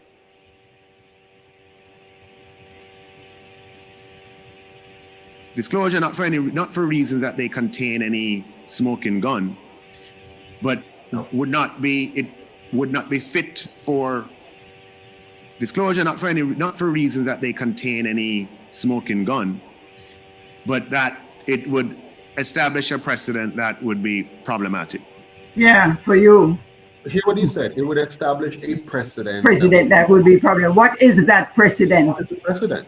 Yeah. What is the precedent that it's going to say? It's problematic because it would put them all to shame. Yes, the precedent would be here's the government telling you the truth. And telling you the truth would be truth is that we're a bunch of criminals. That's exactly what. No less, no more. Problematic for who? We the people don't have a problem hearing. So there's no problem to us. So the only problem is to you and those who have something to hide. Listen to this man again. Listen to him carefully. not for reasons that they contain any smoking gun, would not be fit for disclosure, not for Missions. 1 or 2 out of thousands of documents, would not be fit for disclosure, not for reasons that they contain any smoking gun, but that it would establish a precedent that would be problematic. The Ministry of Finance is now offering research grants to the University of the West Indies and the University of Technology to provide works of scholarship on the collapse of the financial sector in the 1990s. It is hoped that in the adjudication of these research grants, they'll be done in such a way that we don't have overlapping research, but we have researchers looking into this period from various. So we have spent $160 million plus on already researching this, and you couldn't pay the other $20 million to complete the research and report it if that's what they said they needed. Yeah, but you're now going to find funds to have a research group going on. But the thing about it also is that perspectives. Yes. They have they don't want the public to know exactly what happened, because they same one are the ones going to end up with blood on their face, basically, because of so many people who have committed suicide or died. There was one guy had a window company down by Mullines Road. His name was Hernandez. And the morning when he was going down to Jamaica Redevelopment, he called me. He says, Miss B, I finally borrow money and get friends overseas to help me. I have a check here for $12 million to go give Jamaica Redevelopment and get back my property. I said, I wish you luck, Mr. Hernandez.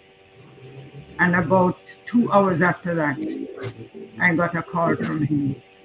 And when I answered the phone, I know it was him because I had his number in my contacts. But when I answered, I know someone was on the other end, but no words. I said, Mr. Hernandez, what is it? Talk to me, talk to me. And after a while, he says, can you imagine? I go down to Jamaica Redevelopment. They tell me that I owe them $12 million, and I bring a check for $12 million. And after me give them the check, them tell me I owe $17 million more.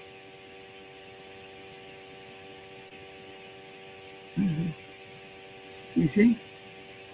The voice is gone. You're muted. You're muted. I'm so sorry. So they stole his property.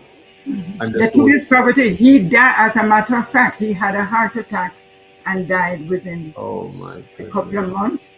And his wife, who was in her early 40s, died in about 6 months thereafter, leaving a young child.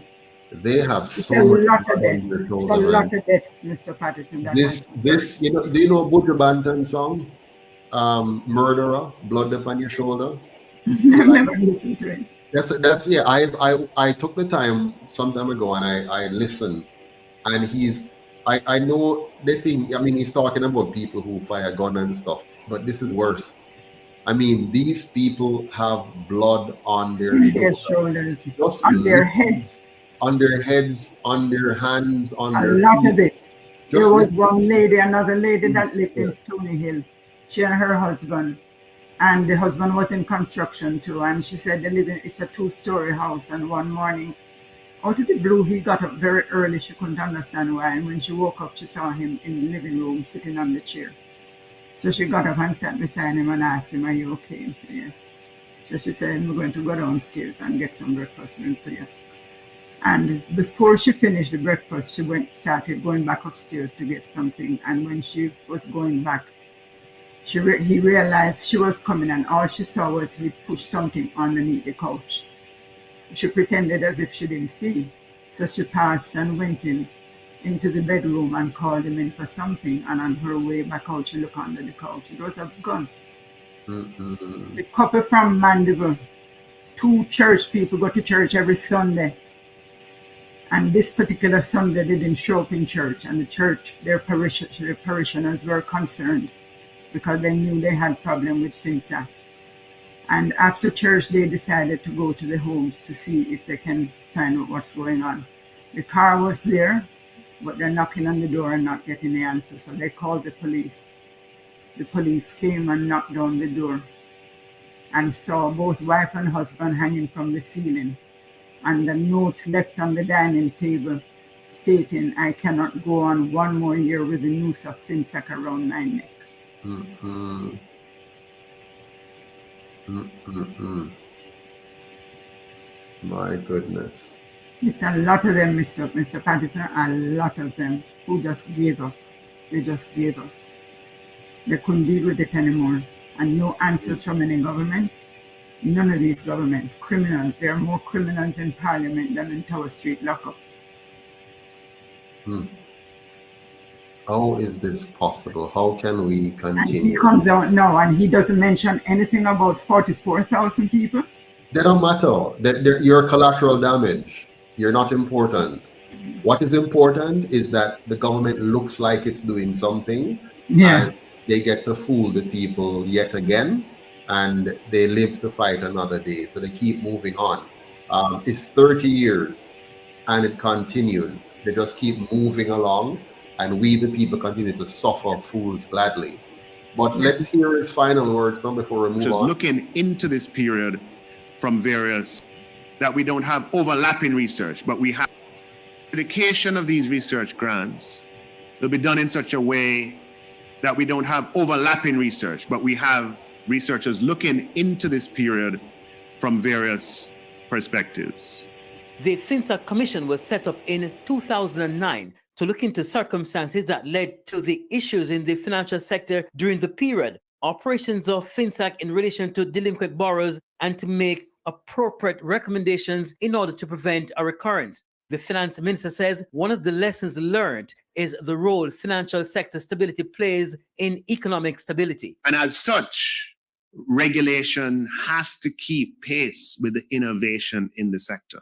And the regulations that are on the books that are being prepared, the Twin Peaks regulation, absolutely critical to financial sector stability going forward.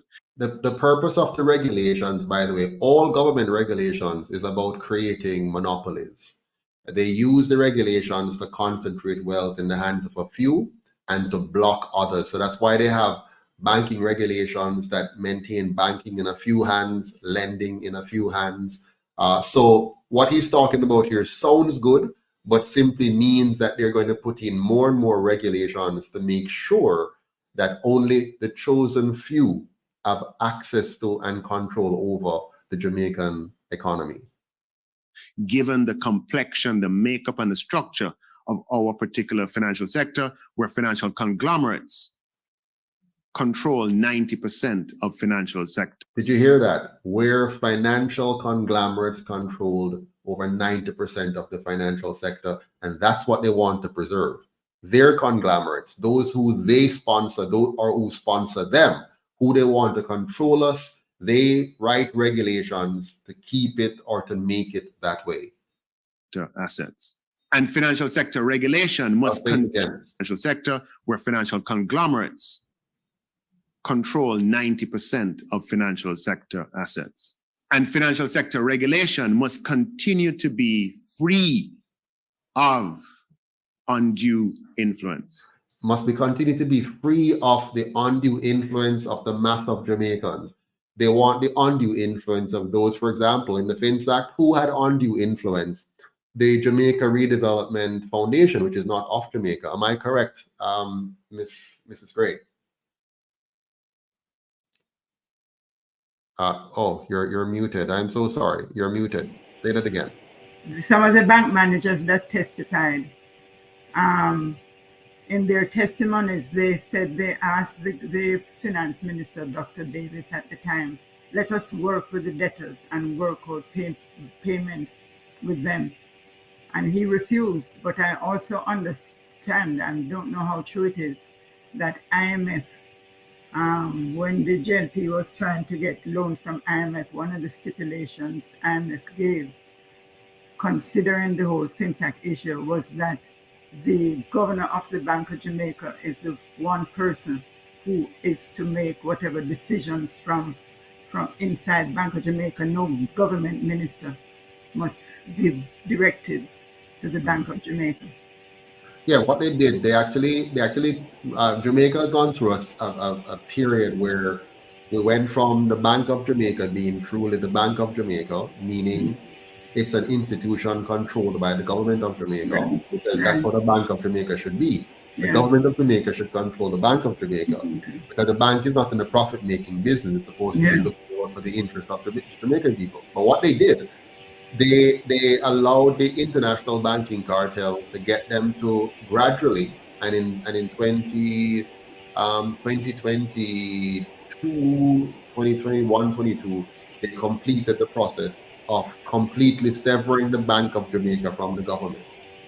And so now the Bank of Jamaica is controlled by outside interests. So now here's the problem, government is supposed to manage our monetary and fiscal policy. That's why you elect a government. What they have told us though, that our government is incapable of managing our monetary and fiscal policy. So we're going to separate the Bank of Jamaica from it and make it an independent central bank. And by the way, this is done in many countries for the very same reason. You have high levels of corruption and you have Jamaican corruption. So in Jamaica now, the Bank of Jamaica now is pretty much controlled by external forces, and our government has to get permission from those external forces to do what they want to do. But at the end of the day, Ms. Yola, this simply means that the Jamaican people are not independent. Our bank is not independent. Exactly. We're controlled by others. So the Jamaica Redevelopment Foundation is a small but significant example of that, where our government sold out thousands of Jamaicans to a foreign entity for them to control the possession of your properties and your properties. So our government has given away its responsibility care for the people of Jamaica and to manage any crisis that in fact they created, because this is a crisis of their own creation. Exactly. They did two things to create this crisis. One, their banking regulations were not designed to protect the consumer. That's number one. And then number two, because of their incessant and reckless borrowing, they push up interest rates, making it impossible for entrepreneurs to service their loans. And then to solve that problem, they give a foreigner, outside entity, the rights and the power, privilege and everything to control. Confiscate our assets and sell those assets to whomever they see fit for their own benefit, while destroying the entrepreneur class in Jamaica. And that's why now you see more and more of Jamaica is being owned by foreigners, because you have destroyed the entrepreneur class. We can't afford to buy nothing anymore. We can barely buy food. After what they did to FINSAC, very few local Jamaicans would have two things. One, either the interest or the capital to pursue. I would not encourage any Jamaican that has a teenager or early 20s leave Jamaica, go anywhere else. Jamaica is not fit. No, it's unfit for investment. It's the only kind of investment you're going to get are those people who will have connections with the government and can pay the price of the backdoor arrangement. That's right. The ordinary entrepreneur don't have the kind of money that's going to entice our politicians to pay the bribes and to pay for that. So the small man is out. It's the big, any multilateral or big people coming in that has new capital to inject, and they're going to get special treatment, which will sideline the Jamaican people, suppress the Jamaican people, cause us to pay a toll on our own highways, cause us to beg to go on our own beaches, and all that kind of stuff. So that's where they're heading. But let's finish this up quickly with Mr. Nigel IMF Clark. 1 second. Kirk Wright, TVJ News. Foreign exchange trading. Actually, we're done with it. Continue to be free of.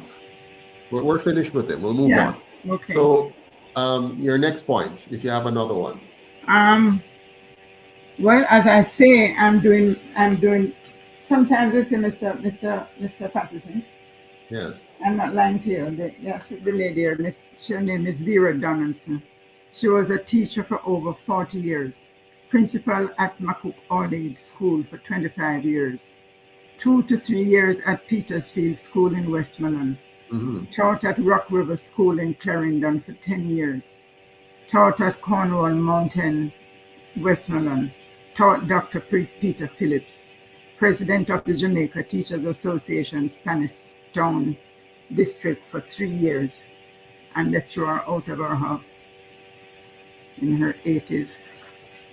Threw her out. They had no, I mean, the way they did, it's as if they had grievances, personal grievances with the debtors. And they did, because they had personal grievances against Paul Chen Young, right? Yeah. And so what they did, and this is so vindictive, and people understand, we are under the governance of two very vindictive organizations. Yeah, it's like the mafia. They're mafias. They're not like, they're mafias. They're gangs. And so when they decide that they want to take you down, any opportunity they can get to do that, they're going to do it. Yeah. Do you know that Yola, even in me trying to do lives, they try to interrupt my internet, interrupt electricity. It's a good thing I have been able to put in structures to bypass their systems. And they still try. In the early days, they would cut me off as quickly, like I couldn't have this conversation with you. I have had to spend far more money than the normal Jamaican to create an environment where I can actually talk to the people, because they do not want me to be able to talk to the people. That's why they block me and all. They don't want you in Garden House, because you're going to learn all the things them don't want nobody to know. Absolutely. Which is why, for example, if you notice, they don't call me to talk about anything on the national stage. None of the topics. They call me to talk about third parties can't win. That's what they call me to talk about. They don't want to talk. They don't want to call me to talk. Mr. Patterson, what do you think about this FINSAC issue? What do you think about the murders? What do you think about the SSL fraud? I am the president for Jamaica's official third registered party, and the media is not interested, in my opinion, on any subject matter at all. The media, they didn't want to carry anything on FINSAC for months, for a couple of years either, because what the government does is give them sponsorship. And absolutely. So they can't. As a matter of fact, after the inquiry was finished, I had called one of the stations one day to talk, and the lady kind of told me, well, we're not talking about FINSAC again. At the Gleaner Company, the same thing happened. One of the guys that I used to send information told me that as of now, everything that you send has to go to the legal department before they can decide whether it can be published or not. Absolutely. They do not believe in free speech. I just want to read one last thing to Go it. ahead, It's not that long, but go ahead. Somebody, and Marcus Brown wrote it. What was FINSAC's real role? FINSAC was mandated to restore stability in a well-regulated financial sector and was formed to rescue private institutions like insurance companies and banks. It is a fact that the high interest rate policy introduced at the time, and which was allowed to run for a prolonged period, resulted in companies collapsing and the attendant job losses, hence severe suffering of individuals and their families. The sub-stories are many. Thermoplastics, Eagle Financial Network, Home Electrics, and others, plus the many families burdened by the loss. I'm very bewildered the more I think that if a government, through its very own policies, causes economic distress in a country, turns around and forms a company which is to rescue these businesses and individuals affected by the fallout, and all we can hear of is many years later is more distress than success stories. It brings me to the point. What was FINSAC really engaged in? First, it sold the debts to a foreign company at a highly discounted rate and had a deal with that company to pay to it a certain amount for each property that was sold off or debt collected on. Who is the beneficiary here? Is it really the affected private institution? By the way, the contract that they signed with Jamaica Redevelopment, for every property that JRF sold, the government here should get 15%. They're not getting it. Was there some collusion?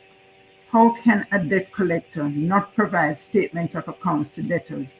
How is it that even though debts were cleared, properties were sold off anyhow?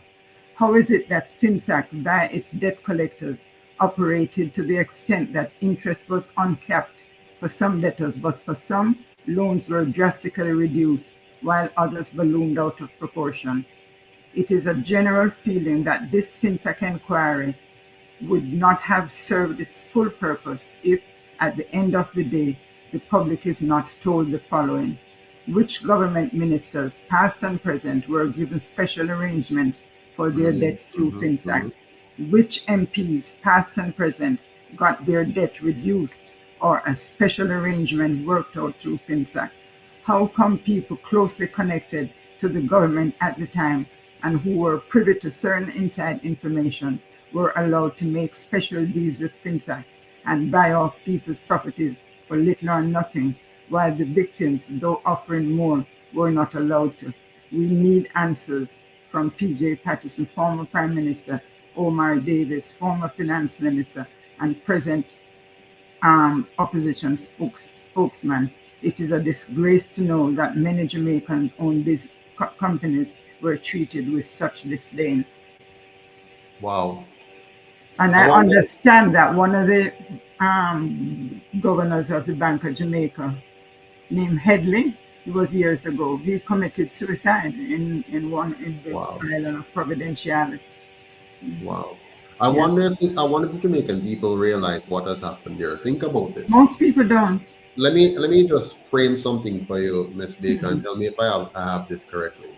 So here we are. Let's give the government the benefit of the doubt. So our banking sector, our bankers, many bankers, a lot of banks, Central National, Eagle, they made mistakes. Let's say that they made mistakes. They were not smart bankers. They were not very brilliant. They messed up the loan portfolios of many persons.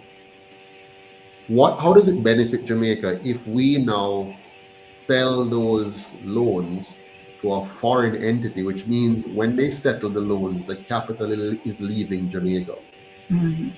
But it is. All of the money is leaving Jamaica. So just follow me here. So here, this is a government that is supposed to be looking out for our interests. So you design a rescue package, a rescue solution. And the rescue solution is this. You are going to allow a foreign entity to take over the properties for a small amount of money, and they're going to then, sell back those properties or whatever. But when they do, because they're a foreign company, that buildup of capital will now leave the country. Let me rephrase it. Let's say you have a property which on the books, the real books loan is say $50 million on the books. That book value is normally very different from market value. So let's say the market value of that property really now, if you really sell it, not as a fire sale, but as a real sale, the market value of that property is $100 million.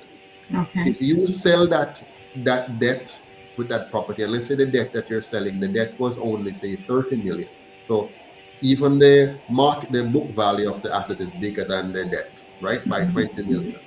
You sell this debt now for 30 million for, let's say, 5%, right? So 10% would have been what? 300,000, right? And you're selling it for less.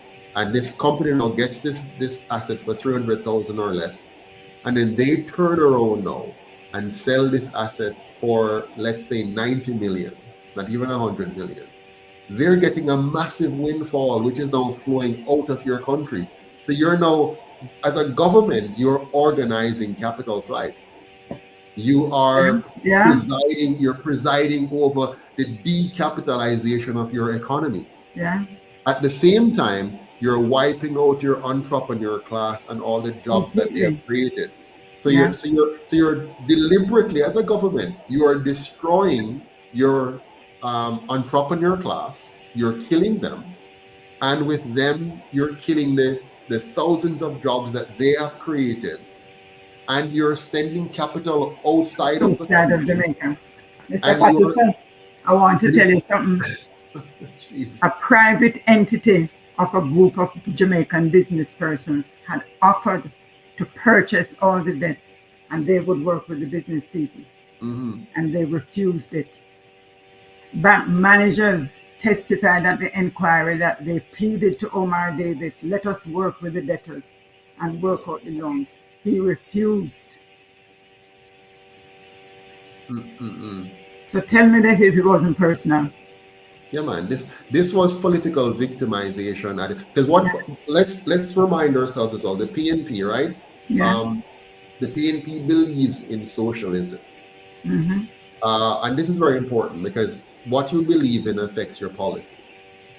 Remember, Manley was forced to give up socialism, right? When the issue of the 1970s. Yeah, because he offered 5 flights a day and I took one of those 5. Exactly.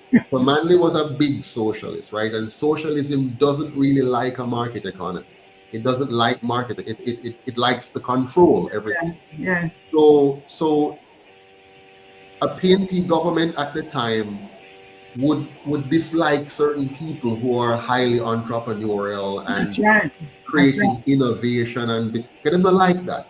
They like to have us equally poor, where they take away that desire for entrepreneurship and that desire for innovation and creativity.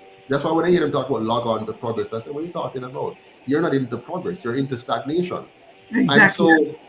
And so what they were doing, for one thing, I'm sure they did not understand capitalism. So when they were presiding over our economy, they're half-heartedly managing that economy. They're looking for ways to see how they can redistribute wealth, because that's what socialism does. How do we take from one set and give to another set? But normally that results in a lot of corruption, because nobody don't want to lose what they have to give to nobody else. Exactly. So it's normally thief who want to take from somebody else. Exactly. So that becomes very corrupt. And that corruption now percolated into strategies. How can we take him down? Yeah, and benefit from it. Benefit myself. Yeah. And my people them. You know, how can I help out my people them? So that's the kind of ideology. And then now the JLP now, which is a pretended capitalist, meaning they speak capitalism, but then they really are a closet socialist, in that when they get into power, they're socialists for the what do you call it now? You know, those capitalists who are not, we call them they're thieves, right? They're not really, they don't want a free and fair economy. What they want is they're con artists. Yes. They want socialism for themselves, meaning for them to get the benefit from others. So they're already rich and powerful, but they want more for themselves. And so they work through politicians who are licky and greedy, who are willing to facilitate them just as long as they get a cut out of it. And that's what the GLP is. That's how they operate. You understand? And so Jamaica is caught between a rock and a hard place. Too hard place. Yeah. And behind all of this, by the way, behind all of this is a group that manages and pulls the strings behind the scene. I call them the PSOJ oligarchs, because what they do, they play both sides of the fence. Both sides, exactly. You understand? Yeah. And just like puppets on a string, and just manipulate anywhere them they can benefit. To manipulate us to make themselves richer. So for example, some might own banks, and they come back from abroad and they buy out the banking system or a piece of it, and they get special privileges because for them people in a power, things work for them and their banks get richer and bigger, and we the people suffer. That is why during COVID, while we were suffering, the banks were making billions while we were suffering. So the kind of Jamaica we have really is one where we're still in a master slave economy. Where a few control everything. Because if you remember, you know, Joseph, when you were trying to open the bank account way back. And you were there with me. Yeah, my neighbor was a bank manager. Yes. And I went and asked her one day, I told her the problem you were having, and you just can't get this account open. So, and she said to me, I don't remember if I even told you, she said to me, you know what it is? The government has set up a committee of people that any mostly business that wants to open an account for business purposes, they have to send the name and what the company is to this committee first for them to give the okay or not, whether that person should have a bank account. Exactly. We have spent, you know, that we have been trying to open a bank account from in 2016. Yeah. And even now, just recently, we start again with NCB. It has now been nearly 2 years with NCB trying to get a UIC bank account open. 2 years. Every minute, they've sent it to the compliance department. It is with the board. It is over here. It is over there. It is over there. And we cannot get a bank account open. We've given them everything they asked for. They have a list. We meet all the requirements. They come with another list. We meet all the requirements. They come with another list. They're trying to find a list that will block you out. It's like there's always a new list every day, a new thing. And for nearly 2 years now, we have been suffering. But Mrs. Baker, we have to close off now. So any final words? All I can do in my experience, because back from 2008, I have not seen any changes in the political system. You either are prepared to vote in someone who you believe that and has the ability to represent you as a people, rather than treating you as if you're an enemy of the state. Yes. And work with them, provide what the people need. Because one of the main things that happened with the FINSAC is that it's not just the 44,000 businesses that went under, but all their employees. Oh yeah. All their employees, all the families that all suffered, the families that were affected, because nobody was reporting on that, like, oh, during COVID they reported on every single nobody. No, we were not. We literally, we knew this as a fact, and people had seen them where even the attorneys wouldn't represent us because the government would give the attorneys work. And if you represent a FINSAC, we're taking our work from you. Do our people realize that we're not living in a so-called democracy? This is not a democracy at all. This is a dictatorship where the PSOJ oligarchs are at the top, and these two parties are their agents, and they're controlling the nation. They lock us down like a sardine can, because if they want to block you from financing, they can block you from financing. If they want to block you from the media, they can block you from the media. If they want to block you from any kind of validations or approvals, they can block you. You know, one of the reasons why they're afraid of me now is that they can't figure out how to block me. They've been trying very hard, Yola, very, very hard. But they don't have access to all that I have access to. So they can't, they can't turn it off. The real issue is that you're coming in like a kindergarten, not knowing the tricks of politics. Yes. The tricks of politics, and they don't want you to find that out. Yes. And they don't want you to be able to gain the way they gain, and they have to block you on every turn you turn. Well, I think the greatest fear they have is me revealing to the Jamaican people what they have been doing. Because you see, right now, I'm out of parliament, so I don't have the voice that I would otherwise have. And because the moment I'm elected, if the moment I'm elected, now the news media can't avoid me. Because now I am a sitting MP and I would be independent of the two. And when it comes to question period, I would have my time. Yeah, because there was a Jamaican who went overseas. A young fella went overseas to study, and he was living there for a while, got married to an Indian woman. And he came back to Jamaica probably about 6 years ago. Somebody put him on to me, and he called me one day. He said he heard about this FINSAC, and he wanted to know what it was about. So I invited him up to my home, and he came up, and I told him and gave him some documents. And he said he's going to try and arrange a media thing so that we can go and talk about it. So a week went by, didn't hear from him. 2 weeks went by, I didn't hear from him. And by the third week, I called the person who had referred him to me to find out what happened to him. But I didn't realize he was working at CBM. and he was barred from talking about FINSAC at CVM. I was on News Talk 93 FM recently, just a few days ago, talking about their recent poll. And they had, all the journalists have the same misinformation that they plan to give out to the people.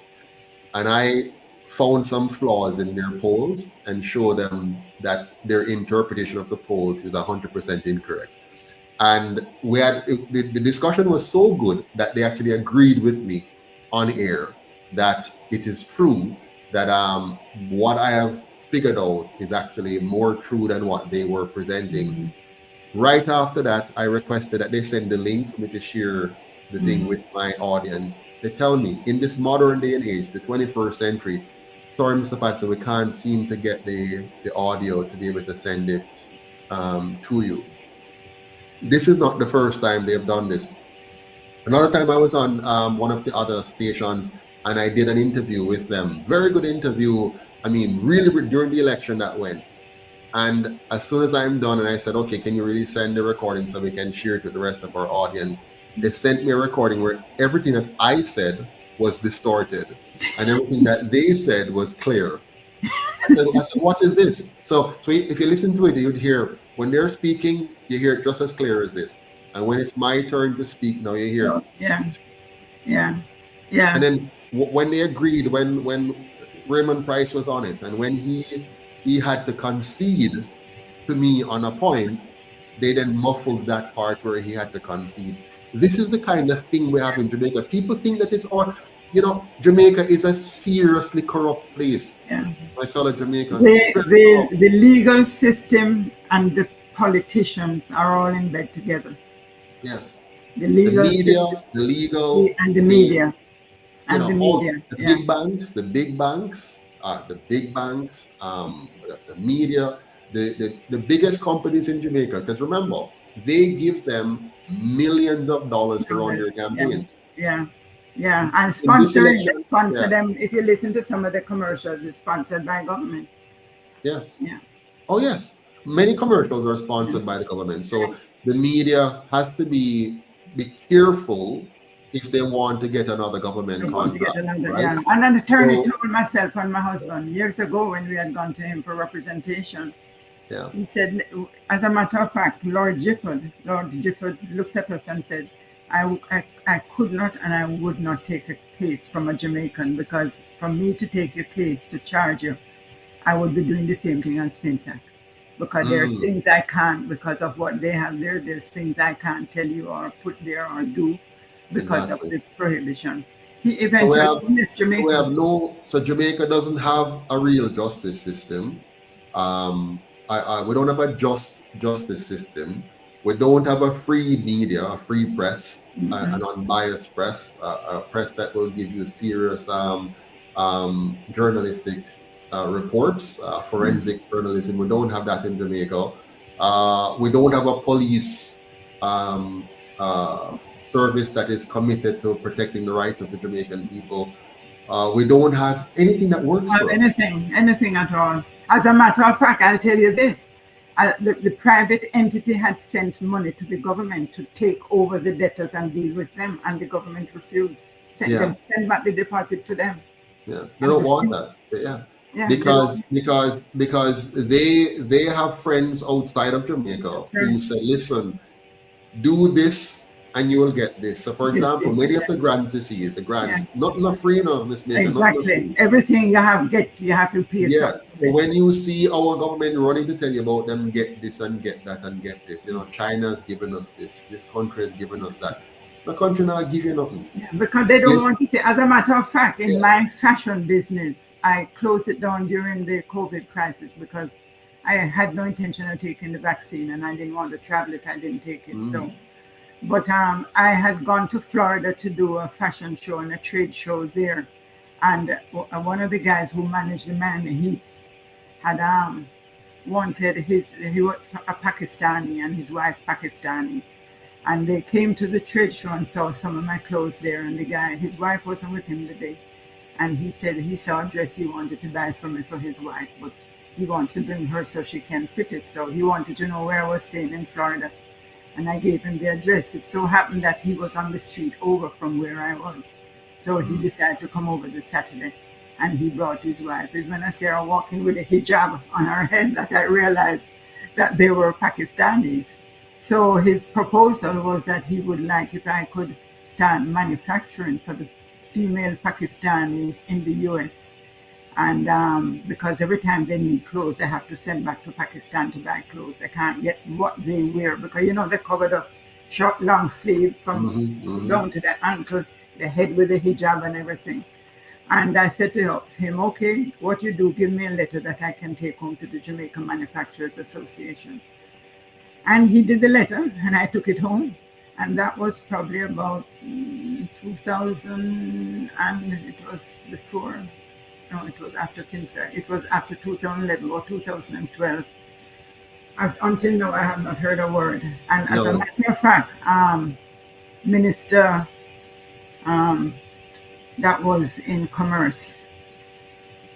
Okay, I know what you're talking. Was it Albion Hill? No, not Hill, before him. Okay.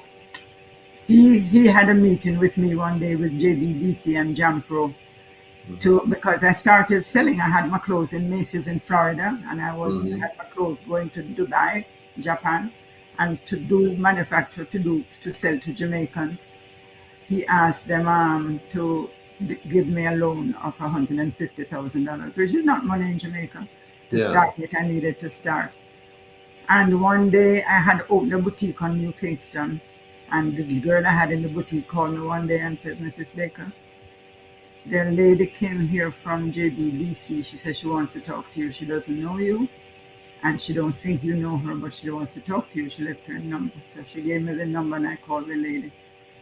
She tells me, she says, the information them getting from you, don't give them more information. You're not getting that loan. They're sabotaging you. Absolutely. So I said, good for them, because if they think I'm put here and stuck in one place, they have another guest coming.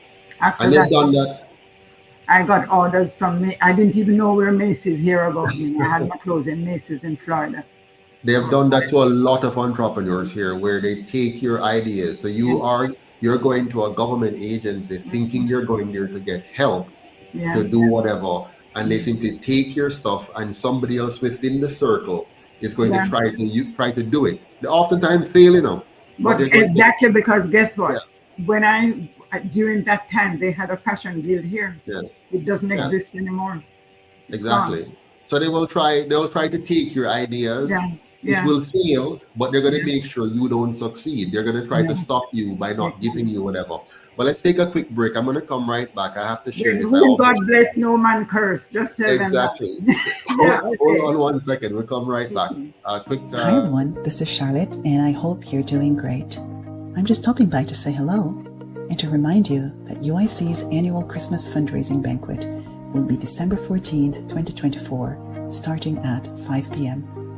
This year, our location will be Summit Kingston, formerly called Knutsford Court Hotel, which is at 16 Chelsea Avenue, Kingston 10. As you may know, UIC Jamaica is 100% committed to good governance and aims to unite, liberate, and empower our people. If you desire to see Jamaica become the paradise it should be, clean, safe, beautiful, and orderly, then your contribution of 10,000 Jamaican dollars or 65 US per adult and 5,000 Jamaican dollars or 35 US per child will help us to provide a new leadership, a new system for a new Jamaica. We promise an evening with lots of fun, lively entertainment, great speeches, and delicious food. While it would be my greatest desire to see you all in person, I know some may not make it home for Christmas, but your donation will give someone less fortunate the opportunity to attend. Thank you so much for taking part in helping us to educate and work with our citizens to restore and in some cases rebuild our beautiful country. Here are your options to purchase your ticket. You can go to www.uicjamaica.com and pay online, or you can send payment via Western Union, MoneyGram, Zelle, Cash App, or bank transfer. Call 876-293-0812 for additional information. To RSVP, you can email us at info@uicjamaica.com, or you can WhatsApp us at 876-293-0812. Thanks a million for making this possible. One Jamaica, stronger together.